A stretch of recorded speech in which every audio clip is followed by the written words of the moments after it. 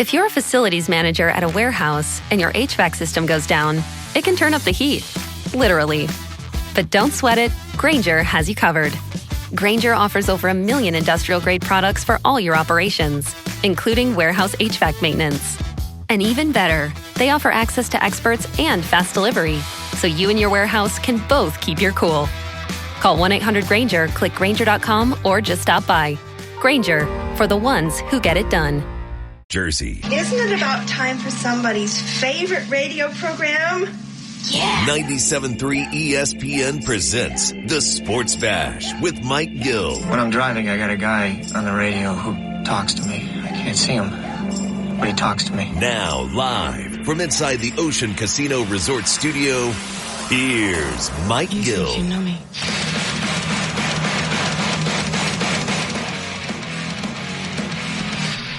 Josh Hennig back in, filling Mike Gill along with Nick Earnshaw here in the Ocean Casino Resort Studios on 97.3 ESPN FM and the 97.3 ESPN mobile app powered by First Bank of Sea Isle City. Nick, welcome back. What's going on, Josh? How was your weekend? It was beautiful. Had a good weekend. Other than watching the Philadelphia Phillies, it was good. I mean, watching that was a little brutal. But other than that, a good weekend. Nice relaxing time. Had fun with the Schweiner on Saturday. It was a good time. Yeah, I saw those pictures. You guys had a blast. Oh, yeah. We were talking about Nick Foles again. Of course you were. No one wants to be on my side, apparently. Oh, okay, so Billy agrees with me. Okay. Yeah, he does. He does. Wow. Yeah. That must have disappointed you. Yeah, it was. It was very disappointing to hear that from him. But, you know, I won the Twitter poll, so that was a good thing. So, but the text board, that was another story. Yeah, but can you trust Twitter? Yeah. Of course, we're streaming on the Twitter X platform. Come on, Josh. We can trust it. Even the sportsbook consigliere said no. He was disagreeing with me. Oh, that's the big deal. I was on an island by myself, and I'll continue to be on an island by myself. I don't mind it, Josh. All Nick cares about is if Dave Sharapan agrees with him. Yeah, I was pretty upset. Pretty upset about it. But I'm excited to be here with you, to disagree with you once again for another 4 hours. I can't wait, Josh. So we got a lot to get to. Obviously, the Phillies losing over the weekend is definitely a low light of the weekend. We will get into the variables going into that. By the way, the Eagles, the first preseason game was Friday night, and there was some very interesting moments in that game. And I'm not talking about Jake Elliott and the field goals. I'm talking about other things, shall we call it, that happened. Aspects, elements, moments of the game. Good grammar by you. I'm trying to improve my grammar. You know, it's, I don't know what it was like for you, but, you know, for those of us over a certain age, you know, when we were in school, we were told words like nice and thing were not allowed. Yeah. You had to expand your horizons there. Yeah. In your grammatical I had an vocab. English teacher in 8th grade say that if we ever wrote the word nice in a paper, we were automatically being failed. Oh. F. F is for failure. Just kind of like the Phillies. straight F. Kind of like the Phillies this weekend. Just like the Phillies. Good transition there over there by Nick Earnshaw. Before we get to that, Mike McGarry of the Press Atlantic State will join us in less than 30 minutes from now. Former NFL wide receiver Dave Klemic will join us coming up at 3. I want to get Dave's perspective, Nick, on, okay, we're getting ready for joint practices this week. Dave is going to talk to us about the difference between a joint practice and a preseason game, because there's a lot of controversy about which is better, which do people like. You know, players say that they like the joint practices. Some coaches say they like the preseason game, right? So we're going to get Dave Klemic's perspective on that. Also, Football at 4 will dig deeper into the state of the Eagles with Jeff Mosher. And we got to play some of the audio from Vic Fangio, because Nick Earnshaw, we may have gotten a little insight into what is going on with the secondary with what Vic Fangio said yesterday. Yeah, this was very interesting to hear what he had to say about the secondary, and one player in particular, Josh, I was kind of shocked by how positive he was about this particular player. As always, you guys can join the conversation at 609-403-0973. Also, your DMs into the 97.3 ESPN mobile app powered by First Bank of Sea Isle. So let's dive deep into this Phillies weekend. Can't wait. Because we all thought after winning that Thursday game there was a chance they could split the weekend series, right? We all thought that. We all had a hope, a belief, right, that something good could come of it. And it didn't. It wasn't just losses, though. It was like failures. And I will say two things can be simultaneously true, Nick Earnshaw. You can simultaneously not be a good road team and also criticize how you approach the game in those road games. Because I don't know why this team gets away from good at-bats at times. It really feels like there are times, and I'm not lumping Bryson Stott into this because he's had a rough year overall. But when Kyle Schwarber is hitting so well, and then suddenly he's not hitting as well, right? Bryce Harper looks like he's coming out of his slump and then goes right back into one, right? It's Trey Turner not hitting up to the level that we expect of him. Alec Boehm not being as productive as you would like. It's JT Realmuto giving you flashes than nothing. It's the idea that when you have a team that is this gifted and this many veterans, you expect them to be able to go out there and have a better approach to the plate. And I don't understand who is to blame for this, because I got to tell you, Nick, we have been told a gazillion times that Kevin Long is one of the best hitting coaches in baseball. I would like to know what he is saying or not saying to these guys on games like Saturday, for example, or yesterday's game against Merrill Kelly, when, you got to run off of him in the first inning, right? Yeah. It's not like you Two runs. 2 runs, right. But my point is that, it's not like you were, 3 up and 3 down against him. How do things change from one inning to, it can't just all be the pitcher making adjustments. No, I'm not even going to blame Kevin Long for this. It's the hitters. I don't know what else he could do. I mean, I know you can adjust stances, change the approach at the plate. I get all that. But at some point, these guys got to go out and hit. I mean, they're getting paid tons of money. Harper, Turner, Schwarber. Schwarber's been fine. Bohm's been fine. But Stott, Castellanos, all of these guys, they just have to produce. It's about producing.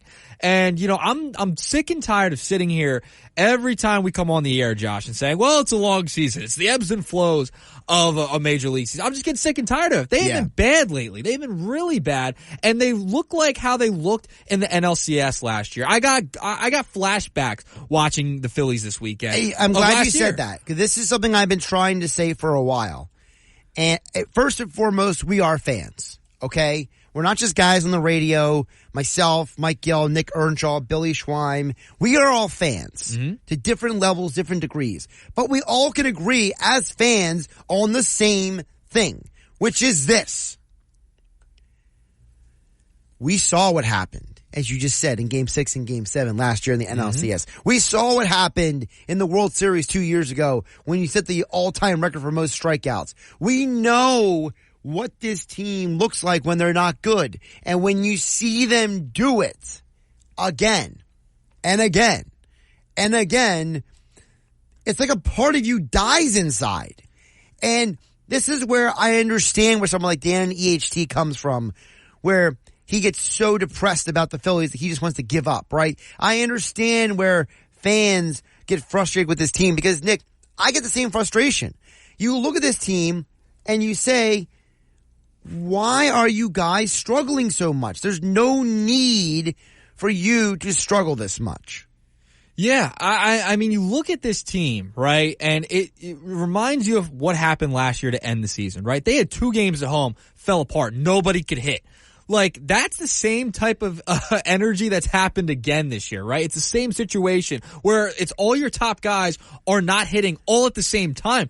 I don't know what it is. Why does this continue to happen? I had a buddy over the weekend text me, is it wrong for me to think that this team could get bounced in the NLDS? And I responded back to him. I said no, because you've seen the 2011 team when they won over 100 games. You can have a fantastic regular season, especially in baseball, and get bounced early in the playoffs. And the way this team's playing right now, this is a team that could get bounced in the LDS. They could win the division because the Mets and Braves have been so bad behind. The Mets have been better than the Braves lately, but they're so far out. They're 7.5 out.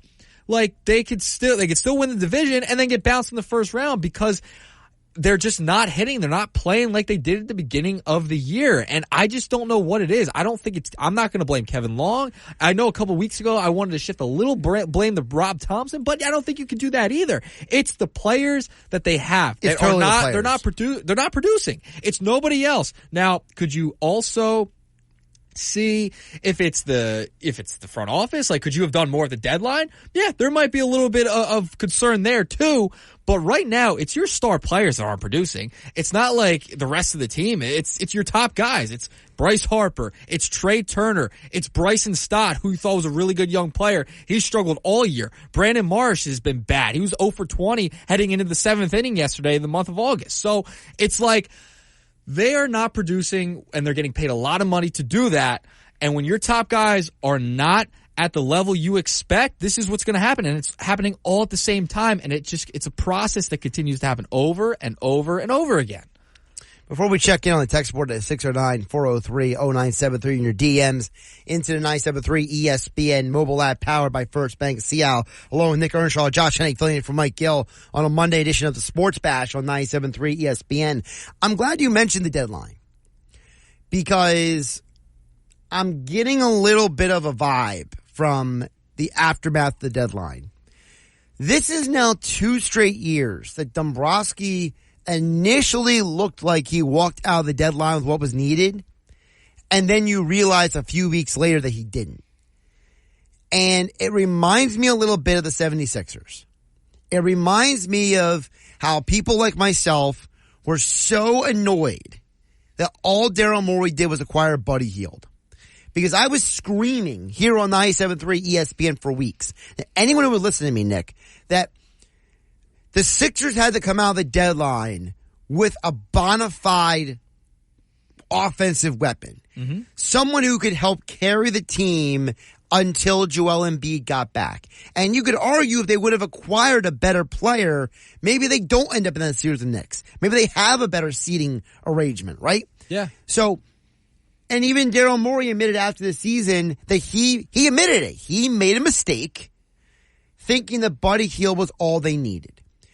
I'm starting to wonder if Dave Dombrowski fell into the same the same trap. Thank you. Because when you think about it, on the surface, it looked like, okay, Tanner Banks replaces Gregory Soto. Upgrade, right? Oh, big upgrade. Estevez replaces Sir Anthony Dominguez. Upgrade, right?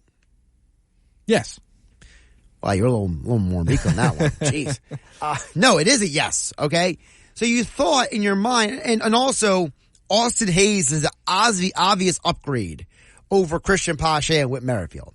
So on the surface, it looked like they upgraded 3 positions, 3 players. But now you're wondering, did they do enough? Right? Now you're wondering, are they like Daryl Morey and the Sixers? Did they not do enough, and that's what's going to keep them from crossing the finish line? Because you know who did enough at the deadline? You saw them this weekend. It was the Diamondbacks. It was Josh Bell. It was Merrill Kelly coming off the injured list. AJ Puck coming out of the bullpen. They looked like a team that said, we're in it to win it because we brought in these pieces. The Phillies look like a team that's trying to just run it back again and again. I understand, Nick, they have invested a lot of money in these guys. But because you invested a lot of money in these guys is why you need to invest more at the deadline. It wasn't enough, obviously, to just swap parts in and out, right? It was not enough to just say, I'm doing an exchange. I'm going to go to the store and I'm going to exchange for a better whatever, right? You know, Daryl Morey and Dave Dombrowski both did the same thing. They both went in the trade deadlines and said, I am going to go to the car shop and I'm going to swap used parts with new parts.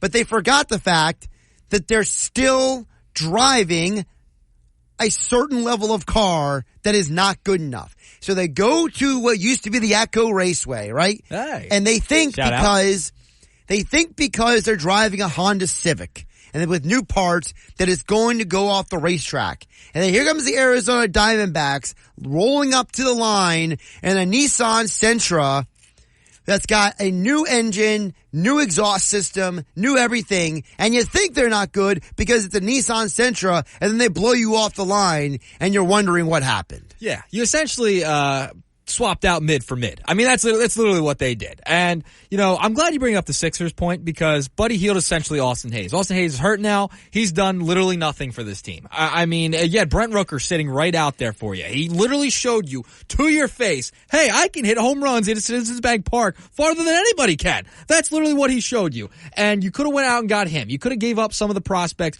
you do have. You held on for Mick Abel and Griffin McGarry for too long. You could have traded him last deadline. You could have traded him this deadline. Instead, you held on to him for some reason. I can't understand why. Your window is to win right now. They could have done more at the deadline. But it all comes back to this. They could have done anything at the deadline. The Harper, Turner, their top guys are still not producing. Like, that's been the whole issue. When the top guys like that are not producing, they're not going to win. They have no shot at winning anything if Harper and those guys are falling apart. It's just what it is. I mean, if Schwarber, Turner, Harper, Real Muto, all of these guys are not at the dish contributing offensively, they're just not going to win, Josh. It's that simple. Like, you don't have to look deep into this. If the top guys aren't hitting on this roster the way this team is constructed, they have no shot at winning anything. They're not going to go very far. And this is what you've seen over the past couple of weeks here and why they've struggled so mightily. Like, we're on Friday talking about, oh yeah, if they go 5-5, that's a pretty solid road trip. They go 4-6, they lost every game all weekend after we talked about it because we were on our high horse thinking, oh, they won a couple games in a row and then they'll go into the weekend. They'll probably get at least one more, go 5-5. No, they fell apart again. And I don't know what it's going to take for them to get out of it. If you're just going to have to hit your way out of it, get through it. You're coming back to play some two bad teams in the Miami Marlins and the Washington Nationals coming up. So maybe that could jumpstart it again. But how many times are we going to talk about jumpstarting and turning on the engine again, Josh, for this roster offensively? I don't know how many times we're going to have to talk about it. You know, you just brought up the fact that they won those games in a row. Yeah. Let me ask you this. Are you concerned at all that they seem to be able to easily beat the Dodgers, but they can't beat the Diamondbacks? I don't get it. It's like the Diamondbacks have turned into the Marlins how the Marlins were a couple years ago, right? For the Phillies. Mm-hmm. Like, they're it's just their kryptonite. And the Dodgers, they fall apart every year in the playoffs anyway, so I'm not too concerned. It's great that they can beat the Dodgers, but for some reason, they can't get over the hump with the Diamondbacks. I don't get it. They are a better team than the Diamondbacks. They're a better team last year, and they're certainly a better team this year than that team. I can't get it. It's like that team is their kryptonite, and for some reason, they can't beat them. They just can't.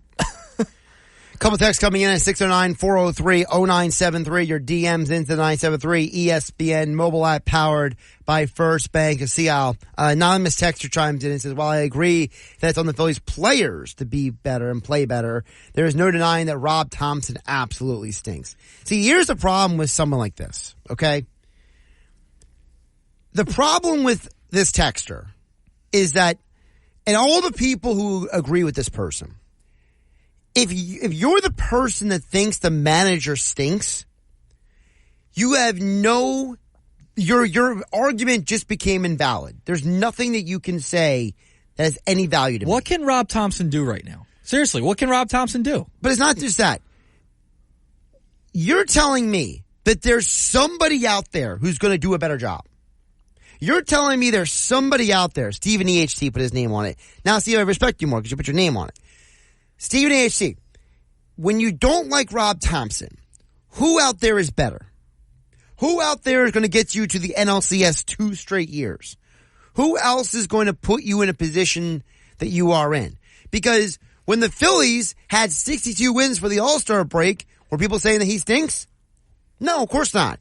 It's the idea that we are, as sports fans, we got to deprogram ourselves. We got to get ourselves out of this mold where you got to stop blaming the manager or the coach for everything.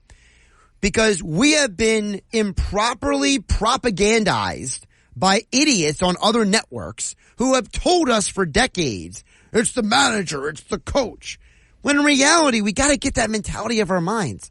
You know, if you want to not like Brandon Marsh in the 5-hole, for example, you don't like Kyle Schwarber hitting leadoff, you don't like I don't know, Garrett Stubbs playing as much as he does, right? You know, whatever you want to put out there, if you think the manager is making those decisions unilaterally, that's not how it works, man.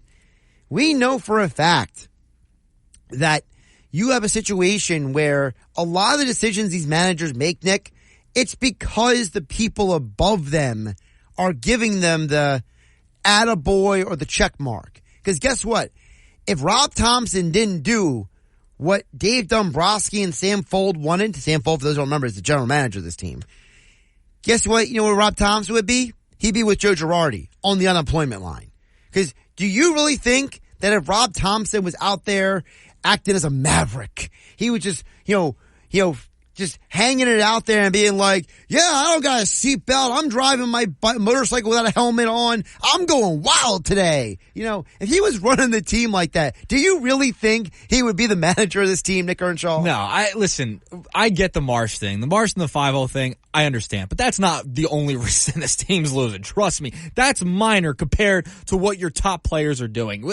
Rob Thompson, you can, question some of his decisions, taking guys out too early, the lefty-righty thing he's so obsessed with. I get it. There's certain things you could criticize Rob Thompson for. But overall, he's been a very, very good manager. I mean, there's no doubt about it. He's been fantastic. He is not the core problem here. It's the offense itself. It's your top players. It's your Bryce Harpers. It's your Trey Turners. Your high salary guys are not showing up. It's that simple. When it's not just Brandon Marsh batting fifth. That drives me nuts too. I don't think he should be batting there anyway because he's been terrible. Like I mentioned earlier, he was 0 for 20 heading into the 7th inning yesterday. So in the month of August. So I'm not putting the blame on Rob Thompson. Right now, it is the Phillies offense overall is not producing. Your top guys are not producing. It's that simple. They just have not been good enough, and I'm not going to put the blame on the manager for that. He can't go out there and do everything for you. These guys at some point have to produce and have to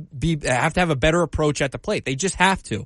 And they're just not making good contact right now. It's just what it is. And, you got to hope they can just get out of it and just keep playing through it. Remember, it's still August, and I hate to say it, but you still have another month and a half left in the season before October comes calling. Thea chimes in, agrees with you, Nick, at 609-403-0973. She says, Josh, the Rob Thompson haters need to accept that he's not going anywhere. He's not up there hitting or fielding. The players have to come through. And let's be realistic here. You're not going to fire a manager in August when you have the best record in baseball. Like you're not going to do that. Like this happens. Like there's been a lot of teams that have been bad. The NL East as a whole has been bad. That's why none of the teams like the Mets, the Braves have caught you. So you're still in a good spot. That's why the Phillies can finagle out of this and somehow there's light at the end of the tunnel because everyone else has been so bad too. Phil chimes in and says people always blame the coach when things go wrong, right, but he's not on the field playing. Right. I agree with that. I mean, this is this typical situation here when you're blaming the manager for what the players are doing. This is all on the players this last couple of weeks where they've been under 500 on the West Coast. I'm not putting it all on Rob Thompson. No way, no how. I want to squeeze in one more text before we hit the break at 609-403-0973. Texture says, of course the Phillies didn't do enough to deadline because the reality is they didn't do anything. The moves were laterals. They didn't make any upgrades. I disagree with that. I do think the players they got were upgrades. I mean, Christian Pache was a waste of a baseball player. Oh, here we go. Christian Pache shouldn't even be on a baseball roster. Thank the Lord that he's finally going to get some time off. I think Christian Pache needs to reevaluate his life at this point. At least Christian Pache is playing. And Austin Hayes, Austin Hayes got hurt as soon as he got here. Yeah, Austin Hayes at least had some hits. He had a couple hits. It's fine. Brent Rooker should be a Philadelphia It's still an upgrade. It's not enough. It wasn't enough. I said it when it happened. Tanner Banks is upgraded, but Gregory Soto. What was that stat you told me earlier about Soto? So he has been. So Gregory Soto has pitched in 4 games for the Baltimore. I just want to preface this out there. The Phillies did upgrade the bullpen. I know they've been bad lately. They have an ERA just under 7 this past 7 days. But Gregory Soto has pitched 2 1/3 innings in 4 games for the Baltimore Orioles and given up 8 earned runs. So I mean, they clearly upgraded there. The texture goes on to say that it's the soft schedule they had in April, May, and June that's rearing its ugly head now. The real competition is on the slate. But I don't agree with that because what you're inferring is that the Dodgers are not a good baseball team, right? Yeah. The Phillies have destroyed the Dodgers in 6 games. They won, 5 out of 6 against the Dodgers this year? Yeah, they've only lost one game to the Dodgers because they swept them in mid-July, Yeah. and then this past series they won 2 out of 3. So I don't understand why that would count as I got to pull up the actual Phillies breakdowns. Let me see here. Let's see here. So after this weekend, they're 3-4 against the Diamondbacks this year. So that means they won the games at home but lost the games in Arizona. But they lost 7-game series right there. No, but I mean, they still won 3. Yeah. So they didn't get destroyed, right? I know, but it's the same thing as the NLCS, right? You won 3 and lost 4. So, I mean, if you look at it that way, I'm just saying. They have not been good against the Arizona Diamondbacks. They're 5-1 against the Dodgers this year. That's amazing to me. They're 4-2 against the Mets. Yeah, that's good. They're 5-1 against the Padres. 5-2 against the Giants. 4-2 against the Cardinals. Josh, you'll go down the whole list, you'll add up all 69 wins. I mean, they have the best record of baseball. So, I mean, I think the texter's wrong there to say that they have had a weak schedule. I think that you can't treat schedules in baseball like you do football. You know, football is a week-to-week proposition. Baseball is such an awfully long season. And they've been really good against teams over 500 for the most part. I mean, they've been fine. It's not like... Aside from the Diamondbacks, the only team they have a losing record against is the Braves. Yeah. I mean, they've been good against good teams. We can't act like the Phillies are they're not a bad baseball team. They're going through a bad stretch. It happens to every team. It's happening across Major League Baseball to all of the top teams. The Guardians, the Dodgers, the Yankees, the Royals. Like, all of these teams have struggled over the past month or two. Like, they've gone through these stretches. The Phillies has just been elongated. Although I do laugh. Get out of it. I did laugh when Soler dived and missed that ball yesterday. Oh, yeah. That was funny. That was funny. I mean, the guy was so intent on making a SportsCenter top 10 highlight. And he completely missed. Just whiffed. Just totally whiffed on it. And it wasn't even close. I've seen better in Little League games. I have in the League World Series. Little League World Series? I'm just saying, yeah. One of my favorite events. They got the fundamentals down compared to Jorge Soler. Yeah, well, fundamentals have just been out the window in a lot of sports lately. So, I mean, over the past few years. So, he's Nick Earnshaw. I'm Josh Hennig. We're filling in for Mike Gill on a Monday edition of the Sports Bash on 97.3 ESPN. Coming up next, Mike McGarry of the Press Atlantic City. He will join the conversation about the Phillies and more here on 97.3 ESPN FM, the 97.3 ESPN mobile app. It's free thanks to First Bank of Sea Isle City. At your job, do you ever have to deal with a nose roller? How about a snub pulley? Well, if you're installing a new conveyor belt system, dealing with the different components can sound like you're speaking a foreign language. Luckily, you've got a team ready to help. Grainger's technical product specialists are fluent in maintenance, repair, and operations. So whenever you want to talk shop, just reach out. Call, click Grainger.com, or just stop by.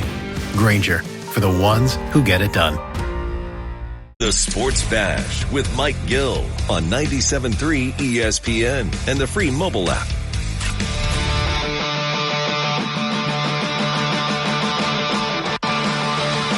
Josh Hennig along with Nick Earnshaw here on the Sports Bash on 97.3 ESPN FM and 97.3 ESPN mobile app powered by First Bank of Sea Isle City.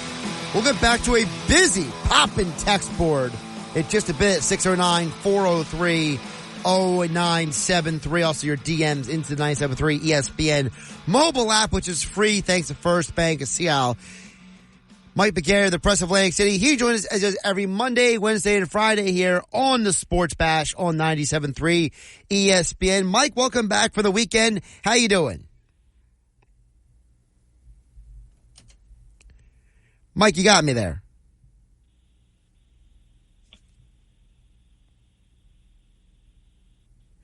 All right, so Nick, if you can just check and make sure Mike's there. I don't know what happened with the phone there because everything looked like it was kosher, and then it wasn't. Okay, we'll get you right back. The beauty of live radio. You think it's going to work, and then you hit the button and nothing happens. All right. Let's try it again. Mike McGarry, how you doing today? Better than the Philadelphia Phillies. Well, what's worse, our start of our conversation or the Phillies this weekend? Both. We both fizzled out. Yeah. Basically. See, that's a great lead up because we were talking about before you came on, Mike. You know, it's like for whatever reason, every time this team struggles, it can't just be like one guy struggling. They all go into these slumps. And you would think in a game like yesterday, hey, you got a couple runs off of Merrill Kelly at the beginning of the game. It might be a good day. And it's like, and then they, as you called it, fizzle, right? That game that lost on Saturday was just ugly as anything. And then on Friday, it felt like they couldn't do almost anything right. So, I mean, is it the Diamondbacks or the Phillies just this much Jekyll and Hyde, Mike? Well, a mixture of both. I think the Diamondbacks are playing really, really good baseball. They're young, they're talented, they're athletic, and they seem to be a bad matchup for the Philadelphia Phillies, right? You know, sports is about matchups, and the Diamondbacks just seem to have an extra bounce in their step that the Phillies don't. Now, we go back to Friday when I spoke with you guys. The Phillies were 4-3 on this road trip, and we were feeling pretty good about them. But then it gets wiped out by what happened over the weekend. And you know, I think it's cause for concern. This is a team that is 23-29 since they returned from London on June 10th. That's 52 games. That's 6 games under 500, obviously. That's almost 2 months of the season, or a little bit more than 2 months of the season. This is not a bad week or a bad series or a bad weekend. This has been an ongoing trend right now for 2 months. Hey, Mike, I got to ask you about Bryson Stott. I mean, he's 3 for 31 in the month of August. He's been slumping pretty much the entire season. Do you think it's time to maybe give Edmundo Sosa more of a run at second base? Yeah, absolutely. I mean, one of the problems with the Phillies right now is if you look at the lineup, they're getting nothing out of second base, right? They're getting nothing out of center field. With Austin Hayes out there getting nothing out of left field, and they are getting sporadic contributions at best from behind the plate. To top all that off, Bryce Harper, Turner, and Bohm have all had extended slumps. I mean, you know things are bad when your most consistent player is Nick Castellanos. I mean, that's it. Let that sit there and savor for a little bit. Your most consistent offensive player is maybe the streakiest guy in all of baseball. Bryson Stott and Brandon Marsh have been huge disappointments. You know, they're not veterans. They just don't get to have their names written in the lineup card every day just because of who they are. I think it's time to shake something up and maybe put Sosa in there for a few days and send Bryson Stott to the bench. I don't know what options you have as far as the outfield and Brandon Marsh, but boy, those two guys not producing have been a major, major issue. You're talking about a lineup now with 4 or 5 dead spots in it. Mike, you mentioned about the production. We were talking about as well before you came on. I compared how I'm feeling right now about the Phillies to what I felt after the Sixers when at the deadline. It's like they didn't do enough, Mike. It looks like now looking back, as we did with the Sixers after the whole Buddy Hield trade, and now with only upgrading the bullpen. I mean, they didn't make the bullpen better. They just swapped out parts, basically. You know, should Dombrowski have done more at the deadline? Well, you can say he should have done more at the deadline, but the guys on the team had to take a step forward, right? I mean, I don't think anybody anticipated Alvarado going backwards as much as he's gone backwards. All of a sudden, Jeff Hoffman is not really trustworthy back there. Strom has struggled. Sanchez, the starting pitcher, was terrible yesterday. Nola has been terrible his last few outings. Wheeler has thrown some clunkers in. Marsh and Stott, as we said, have not progressed like we thought they progressed. Turner has lost 49 points off his batting average since July 1st. Bryce Harper has not hit. Alec Bohm has not driven in runs the way he did early in the season.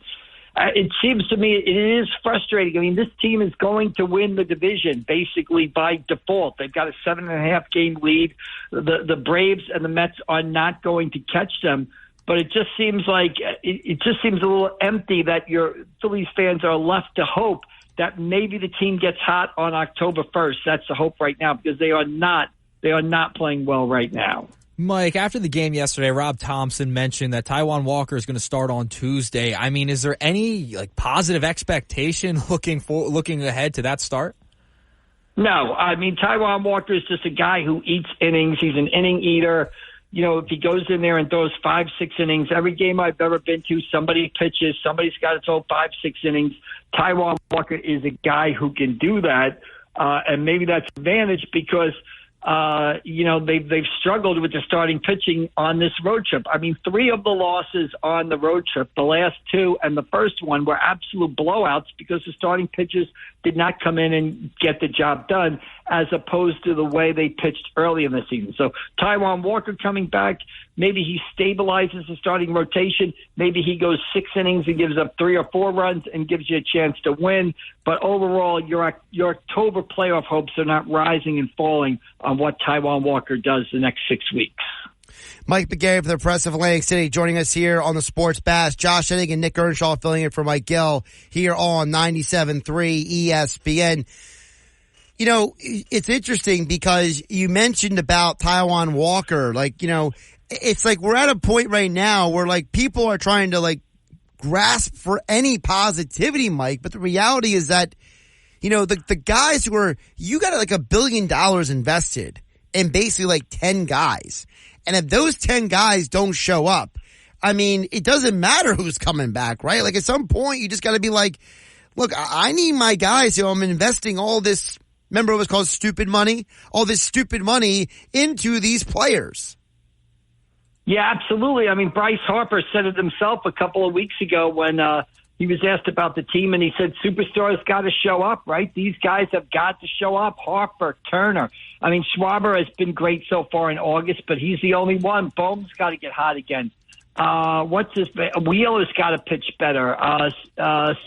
Sanchez has struggled since he signed a new contract there. Right. So yeah, this is a ball club that is in. I think they're in a little bit of trouble here. They've got to turn it around. They've got an opportunity with the Marlins and the Nationals coming to town to sort of right the ship here. I would suggest they right it. Mike, you mentioned the Marlins and the Nationals coming to town. You're back at home now this week. I mean, is this a scenario where you have to go over 500 in these next few games here at home against the bad teams? It better be. It better be. I mean, I think it's 4-2. You're playing 6 games at home. I think 4-2 is a minimum.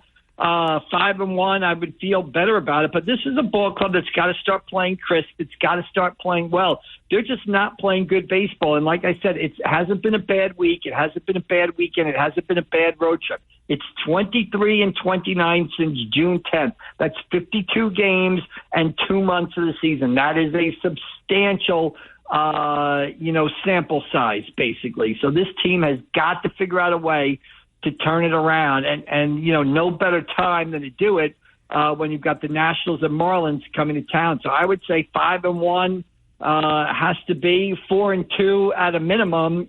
Anything less than that is disappointing.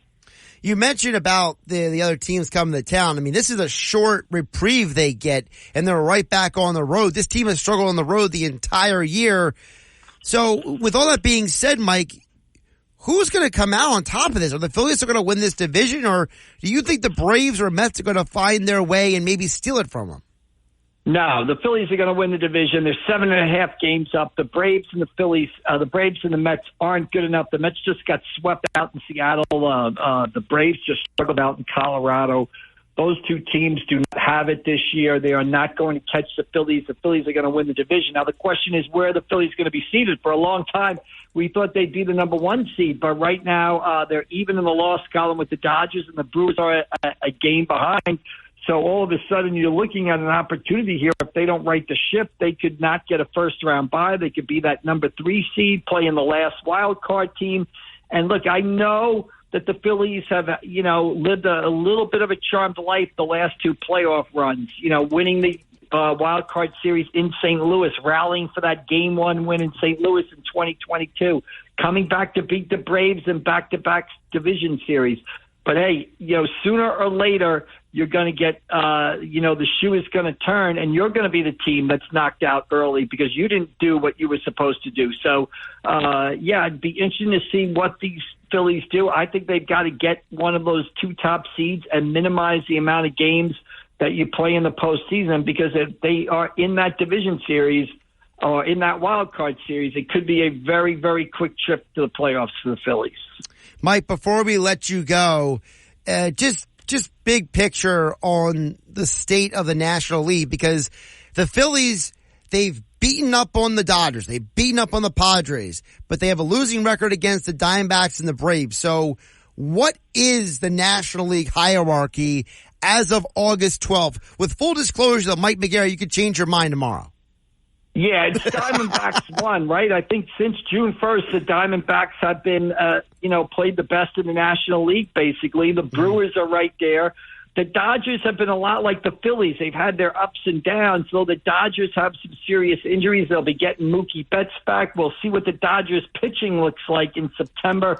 Walker Buehler comes back this week. We'll see what he does. We'll see how Kershaw continues to throw.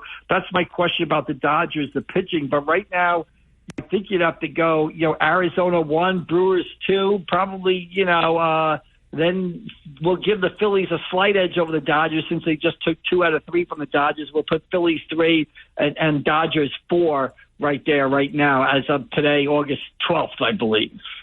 He's Mike McGarry from the Press of Atlantic City. Give him a follow on the Twitter X platform at AC Press McGarry. Check out all of his coverage of the Phillies and more at pressofatlanticcity.com. He'll be back with us on Wednesday here on the Sports Bash. Mike, great stuff. We'll talk soon.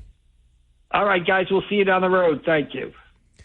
He's Nick Earnshaw. I'm Josh Hennig, filling for Mike Gill here on 97.3 ESPN. We got a slew of texts to get to, so we'll try to squeeze in a few more coming up next. 609-403-0973. Your DMs into 97.3 ESPN mobile app powered by First Bank of Sea Isle City. If you're a facilities manager at a warehouse and your HVAC system goes down, it can turn up the heat, literally.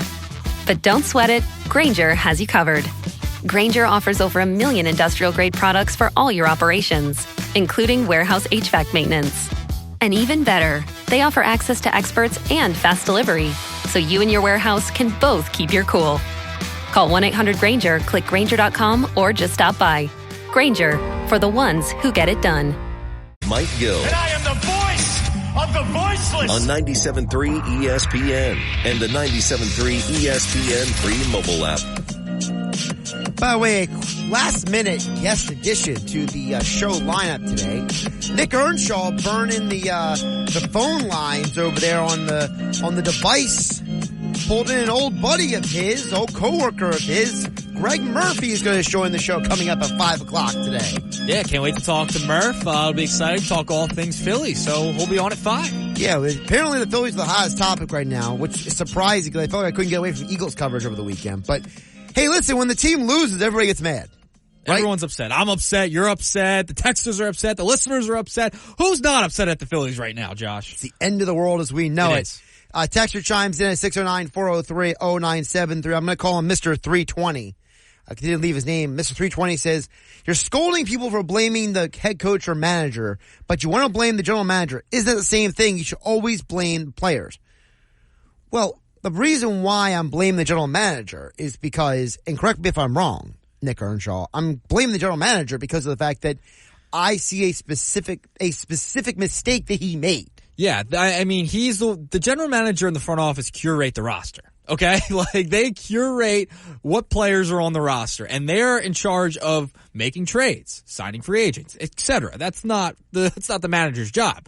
The general manager's job and the president of baseball operations, they had an opportunity at the trade deadline to go out there and make significant improvements to this roster. That's not on Rob Thompson. It's not. Okay? That is on Dave Dombrowski and Sam Fuld to go out and do that. So that's why we're putting more blame on the front office, because they could have elevated this team in a sense where you could have added a little bit more of a bat, right? Other than Austin Hayes. He could have had someone upgraded over Austin Hayes, in the outfield. So that's where we're critiquing the general manager and the president of baseball operations. It's totally separate from the manager. The manager manages the team. Okay? Like, they're the ones in the front office that construct the roster. So that's why we are putting a lot of blame on them. Obviously, we're going to blame the player. That's what I've been doing since the start of the show, Josh. You have Christopher Millville says, yes, Soto has been trashed for the Orioles, but Sir Anthony has only given up 1 run in 8 innings pitched for Baltimore.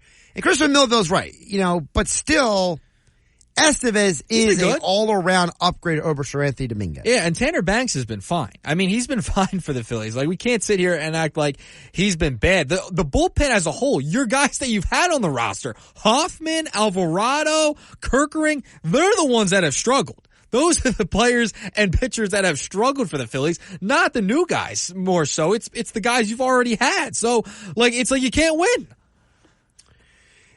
Listen, like you said, it feels like you can't win. Yeah. And listen, I will give credit where credit is due. Okay. Stephen EHT, he has been coming at us with 20 different arguments. He doesn't like our arguments. He doesn't like what we're saying.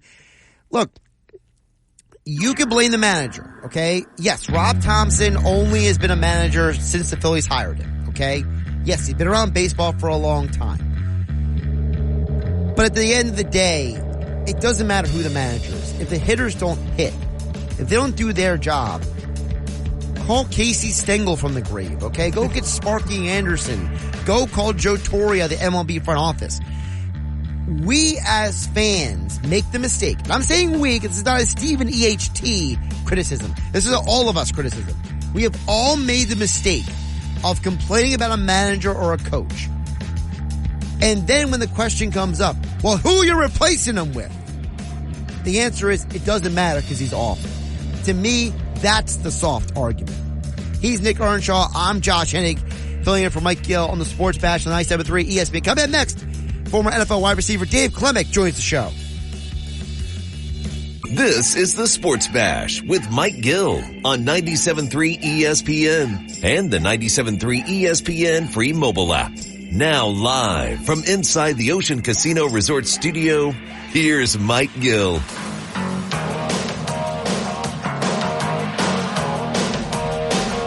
3 o'clock hour of the Sports Bash on 97.3 ESPN being brought to you by Broadleys Plumbing, Heating, and Air Conditioning. Broadleys is your trusted source for air conditioning and plumbing services, as well as installation for generations. Call them at 609-390-3907 or visit them online at broadleys.net.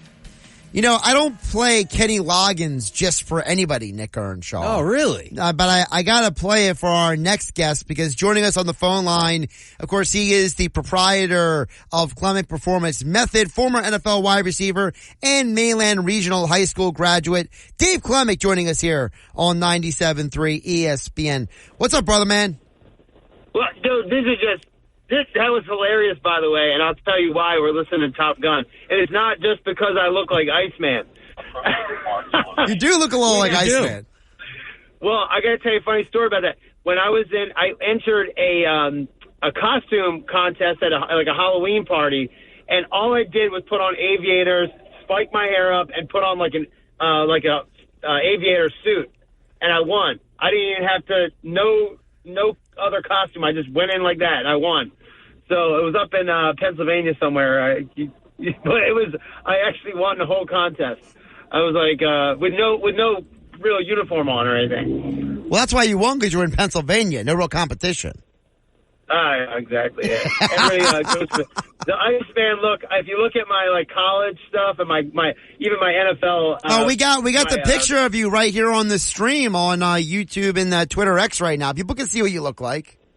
And you'll see my college one looked just like Iceman. I mean, and then I kind of played into a little bit, though, but but Val Kilmer, but pre jaw, surgeries and stuff. Hopefully, but well, let's get to the football here. Good to hear from you. So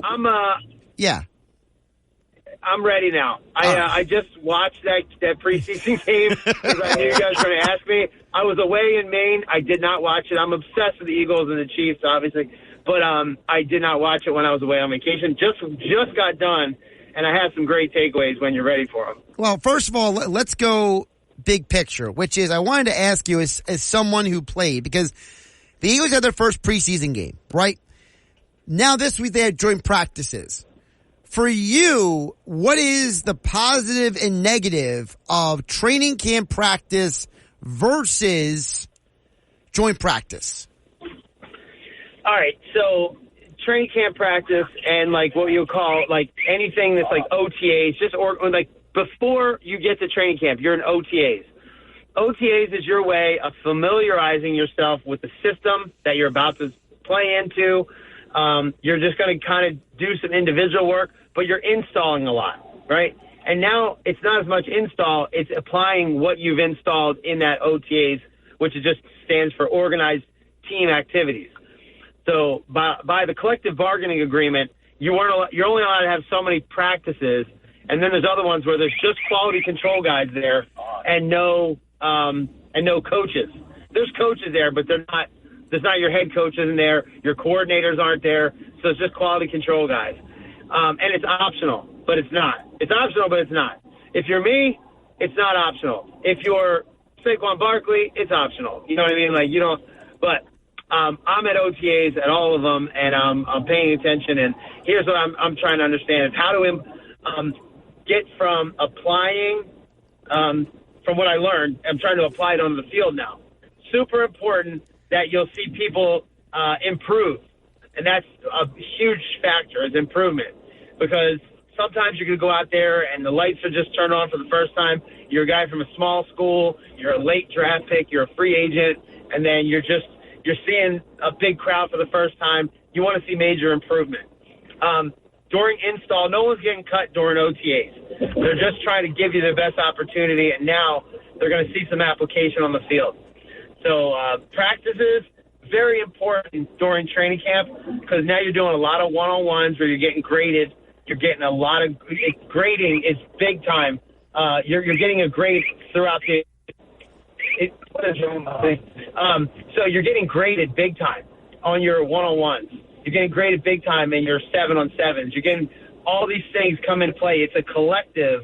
Now, they might even know by the time training camp starts who they want to have around, but the practice squads are also huge right now. When I was playing, there was 4 in a practice squad, and you had to stay on the entire season to get accredited season, right?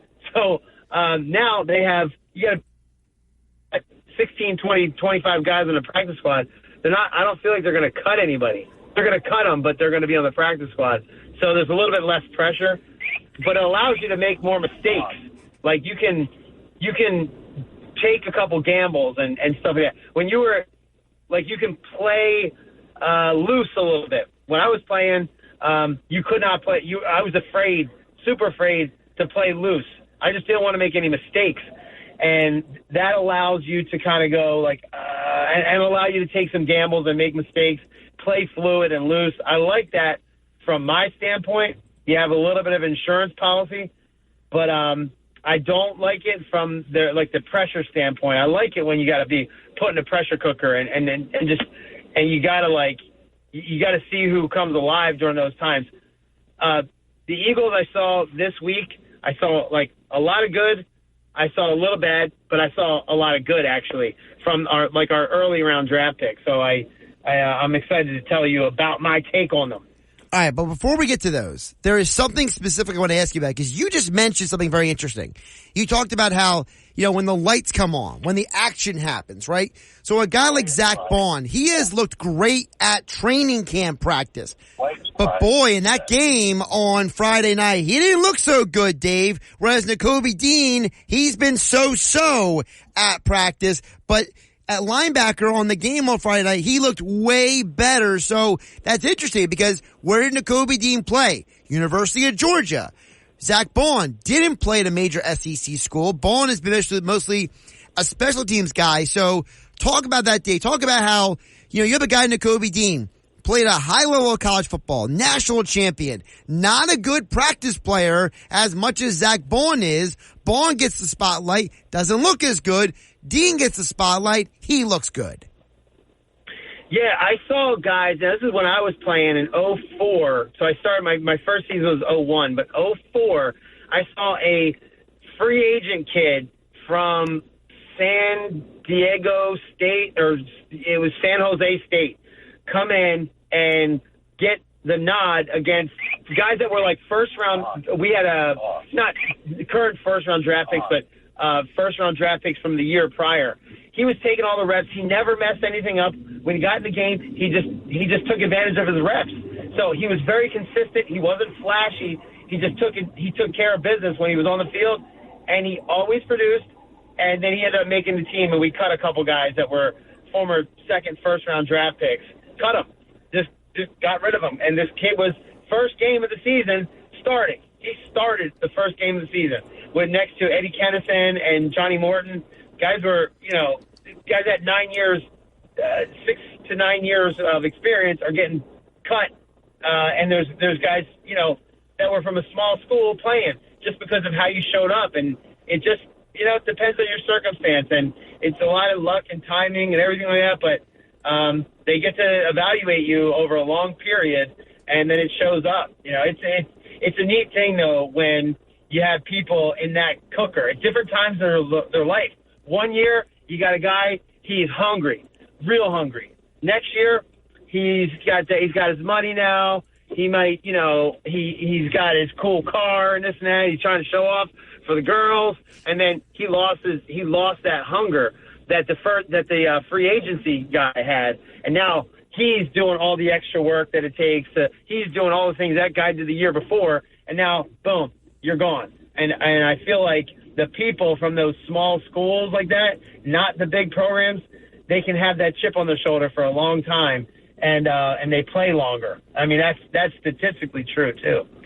What's going on, Dave? Nice to hear from you. It's Nicky Nuggets here. I gotta ask you. Nuggets, baby. I gotta ask you regarding the inter-squad practices, right? The Eagles are going to do that against the New England Patriots, and it seems like during the kind of now what's happening with all the NFL coaches and the way the league's gone is that they emphasize the inter-squad practices more so than the preseason games. What is your takeaway on that kind of philosophy? All right, so we did that with Minnesota every year, right? And I'm going to get to that point. So our inter-squad practices, where you get to see people that you're not comfortable with, that you didn't get to study a ton. You're not on somebody else's nuances of because there's only so many defensive backs, there's only so many receivers, so you get to everything about that other person, and then to see them work at somebody you're not very familiar with. And you just got to play your best. It gives them more opportunities against somebody different, against somebody with longer arms, against somebody with a little bit faster of a 40 time, a little bit, better, vertical jump or whatever. And you're getting to see that a lot more. When you're in a game situation, you only have so many opportunities to see that guy, get in a fight with somebody else. You know what I mean? Like actually get into a battle, a logistics battle with football. But I love those inter squads. I used to excel during those things, and I remember playing against Minnesota and seeing, their guys. I go, that guy's got to make the squad. I mean, like, look at how easy he gets off the line of scrimmage. Like, look at how fluid his route is. No matter what he did what anybody else did in the game, that guy's going to produce those movements easily, like in a game. He doesn't even have to do it in a game. They don't have to see it. It's done in practice. I remember seeing Randy Moss. We had an inter squad with Randy Moss. I mean, the Minnesota Vikings. Dante Culpepper was the quarterback. Randy Moss was a receiver. A funny thing was they brought in who's that wrestler? The UFC guy. Brock Lesnar. Brock Lesnar was in that inter squad practice, and he got in a whole bunch of fights too. But I remember seeing him in a practice, and I was like, oh, that's crazy. Like, just cool stuff like that. But Randy Moss played the entire practice catching with only his right hand. That's it. I'm going to catch everything with one hand. And he's catching stuff on our guys, and I'm going, all right, I mean, there's going to be one of the best ever to do it. He's going to be the best ever to do it, and you have that argument that Randy Moss could be. He had that type of swag about him that he could do that. Me, I'm just trying to make the squad. So I'm doing every little thing I can fundamentally, you know what I mean? So when I watch film, coach is going to go over my every movement, either in individual with Charlie Joyner, our offensive coordinator, Al Saunders, or Coach Vermeil. Somebody's going to call you out over your fundamentals, and if you're swaggy enough to do something like that, I'm all for it, but I was not ready for that yet. You know what I mean? And but I know, to your point, Nick, it is more important than what you see in a preseason game, to be honest. You can see it. Like, you have so much more to get from. You know what I mean? There's very few opportunities that you can see on the field. You may play great. You may have a great play here and there, but in practice is where you're really going to see it. So, Dave, before we get into this, I just want to say, you were talking about before you came, or when you came on, right? That you were, Top Gun. We're playing Top Gun. You look like Top Gun. Whatever. You're Clement M to me. If you haven't listened on the weekends, that's your nickname, okay? By the way, it's Clement M. That is what I'm gonna call you. You're no Top Gun. You're Clement M to me. But I do want to ask you. I wear many hats. Oh, you do. I want to ask you about this though. Like, how equivalent is those inter-squad practices with another team to the preseason? Is it almost the same thing? Because that's kind of the vibe I've gotten. I would say it's more important because the number of reps that you're getting. Like if they want to say like this is you know what? This is the best point, and I forgot about it actually. If you were to say, I want to see Dave Klemic third down and 22 still catch a contested ball on a post bang 8 route. Okay, set the situation up right there in practice. You can't set that up in a game. You know what I mean? You're like, okay, set this up. I want to run a slant route, and I want that safety to bear down on him right now, and I want to see him put the fear of God in his eyes, still catch the ball. Set that up. That's what those practices are for. They get in a situation, you're like, Clement, get in here right now with this. Or, Morton, get in here for this. Kennison, get in here for this. Dante Hall, get in for that. They want to see you in the situation where they think they might doubt you. Or they might see that you thrive in that situation. Give him a reverse. Let me see. Put him on a reverse right here and see what he does. Like, they can do that in a preseason game, but if the situation never comes up, you don't get an opportunity. So they do get to see that in practice versus a game. Dave Klemic joining us, former Kansas State Chiefs wide receiver, Mainland Regional High School graduate, and the proprietor of Klemic Performance Method, joining us here on the Sports Bash. Josh and Nick Earnshaw filling in for Mike Gill on 97.3 ESPN. Speaking of wide receiver, Dave, there was one guy who was playing wide receiver, looked really good on Friday night. The guy who has not got a lot of reps in the past, but he has an opportunity now to maybe lock down a new role for the Eagles, because we know in Kellen Moore's offenses what guys like Cole Beasley have done out of the slot. And the guys built like Cole Beasley is that Britton Covey. He has that in a box quickness, that little burst, that explosion, that ability to really make a guy miss. Talk about Britton Covey, Dave Klemic. If I had a positive takeaway, he was one of them. Because I go, here's a guy that's going to play that slot. He's lightning quick. He plays great within small space, and he gives like that outlet pass. He's not going to burn you over the top, but he can create his own. He creates his own space in short quarters, and he did that in the game, and he had a couple great returns too. So I think he's going to make the squad again, and they may actually use him at receiver a little bit. He's showing his value is more than just a return man right now. I know a kid named Nicky Williams who is from UConn, who I coached here, and he went over to the Redskins and did just that. He was a return man and nothing else, and then he ended up being a wide receiver in the NFL and scoring multiple touchdowns, playing in the Super Bowl for the Atlanta Falcons, and it was a contributor. I think he's got that type of potential to play that Cole Beasley type of role. Now, Cole Beasley, I will say this: have you ever seen that dude dunk a basketball? You ever see that guy? He is a special athlete. Cole Beasley was. I feel like Britton Covey is limited a little bit by his abilities, not a ton, but he doesn't have that same explosiveness that Cole Beasley does. But he certainly has the shorthandedness, because the hardest thing to do in the NFL is catch a punt and secure that thing, and he does that all the time. So catching short passes should be no problem. But he does have that short, quick range. He runs about a 1.57 in his 10-yard dash, which shows short range explosiveness. I know those scores on everybody. It's like reading, baseball cards or football cards. When I was a kid, I know all these their combine scores, and he's very quick. That 1.57 is a very quick score. So that's most important. He doesn't need the 40 time as much as he needs that 10-yard dash time. Clem and M, there's one player in particular that stood out to me during the first Eagles preseason game, and it was rookie 4th-round pick Will Shipley. What did you see out of Will Shipley, in the run game, as well as doing a lot of things on special teams, blocking for his quarterback? I mean, what did he show you? Will Shipley, he caught that screen pass out of the background, which looked very, that was like he just looked clean. He looks polished. He's an NFL-ready player back right there. When normally, like, if you can catch the ball out of the backfield before, it wasn't that big of a deal, but all we were doing is looking for short passes and creating mismatches, right?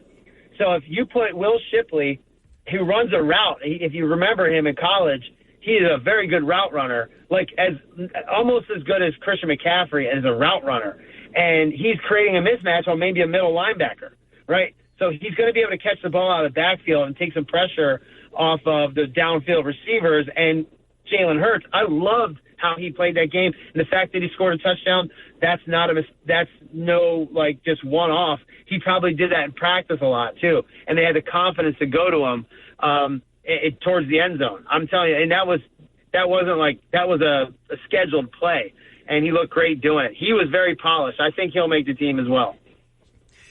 Dave, overall, I mentioned Kellen Moore's name earlier, and I got to ask you, because we know that Moore, he uses the tight ends way more than the previous administration of Shane Steichen, Nick Sirianni, Brian Johnson. On average, for those who don't know, Kellen Moore's tight ends average almost 8 touchdowns per season. Under Shane Steichen and Nick Sirianni, the tight ends average 4 touchdowns per season. So how much can the number 2 tight end potentially cut into the reps for maybe a 3rd or 4th wide receiver in an offense like this? I like, and I know we talked about this before, Josh. He likes to use pre-snap motion. He likes to motion his tight ends. That, to me, is the hardest thing to change. Receivers moving in and out, those defensive backs, they could kind of interchange and they could communicate pretty good. When those tight ends start shifting and moving around, everything on that defense changes. You watch it. And Kellen Moore likes to do that. And I think they're going to need 2 tight ends that are mobile like that to implement that type of offense with the Eagles. So I'm excited about that. I think, we're probably I hate to just be a homer, but I do feel like this is another year we can have a run. That if that offense, the defense had its struggles last year. The offense, I really was kind of outspoken about how they don't use pre-snap motion and how that puts the defense on its heels.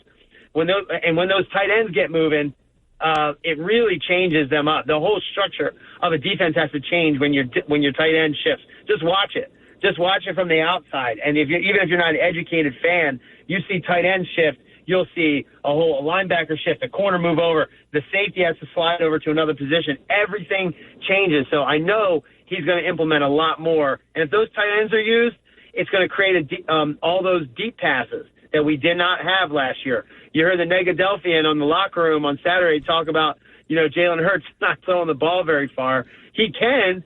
We just need to use the tight ends underneath a lot like that. And if you have multiple tight ends, we can throw the ball over the top. Remember, that short pass is going to make those short passes to the tight ends are going to make those safeties slide forward just a little bit, even if it's a yard or two. That's all A.J. Brown needs to get over the top. That's all, you know what I mean? Devontae Smith, that's all he needs is a yard or two, and they're going deep.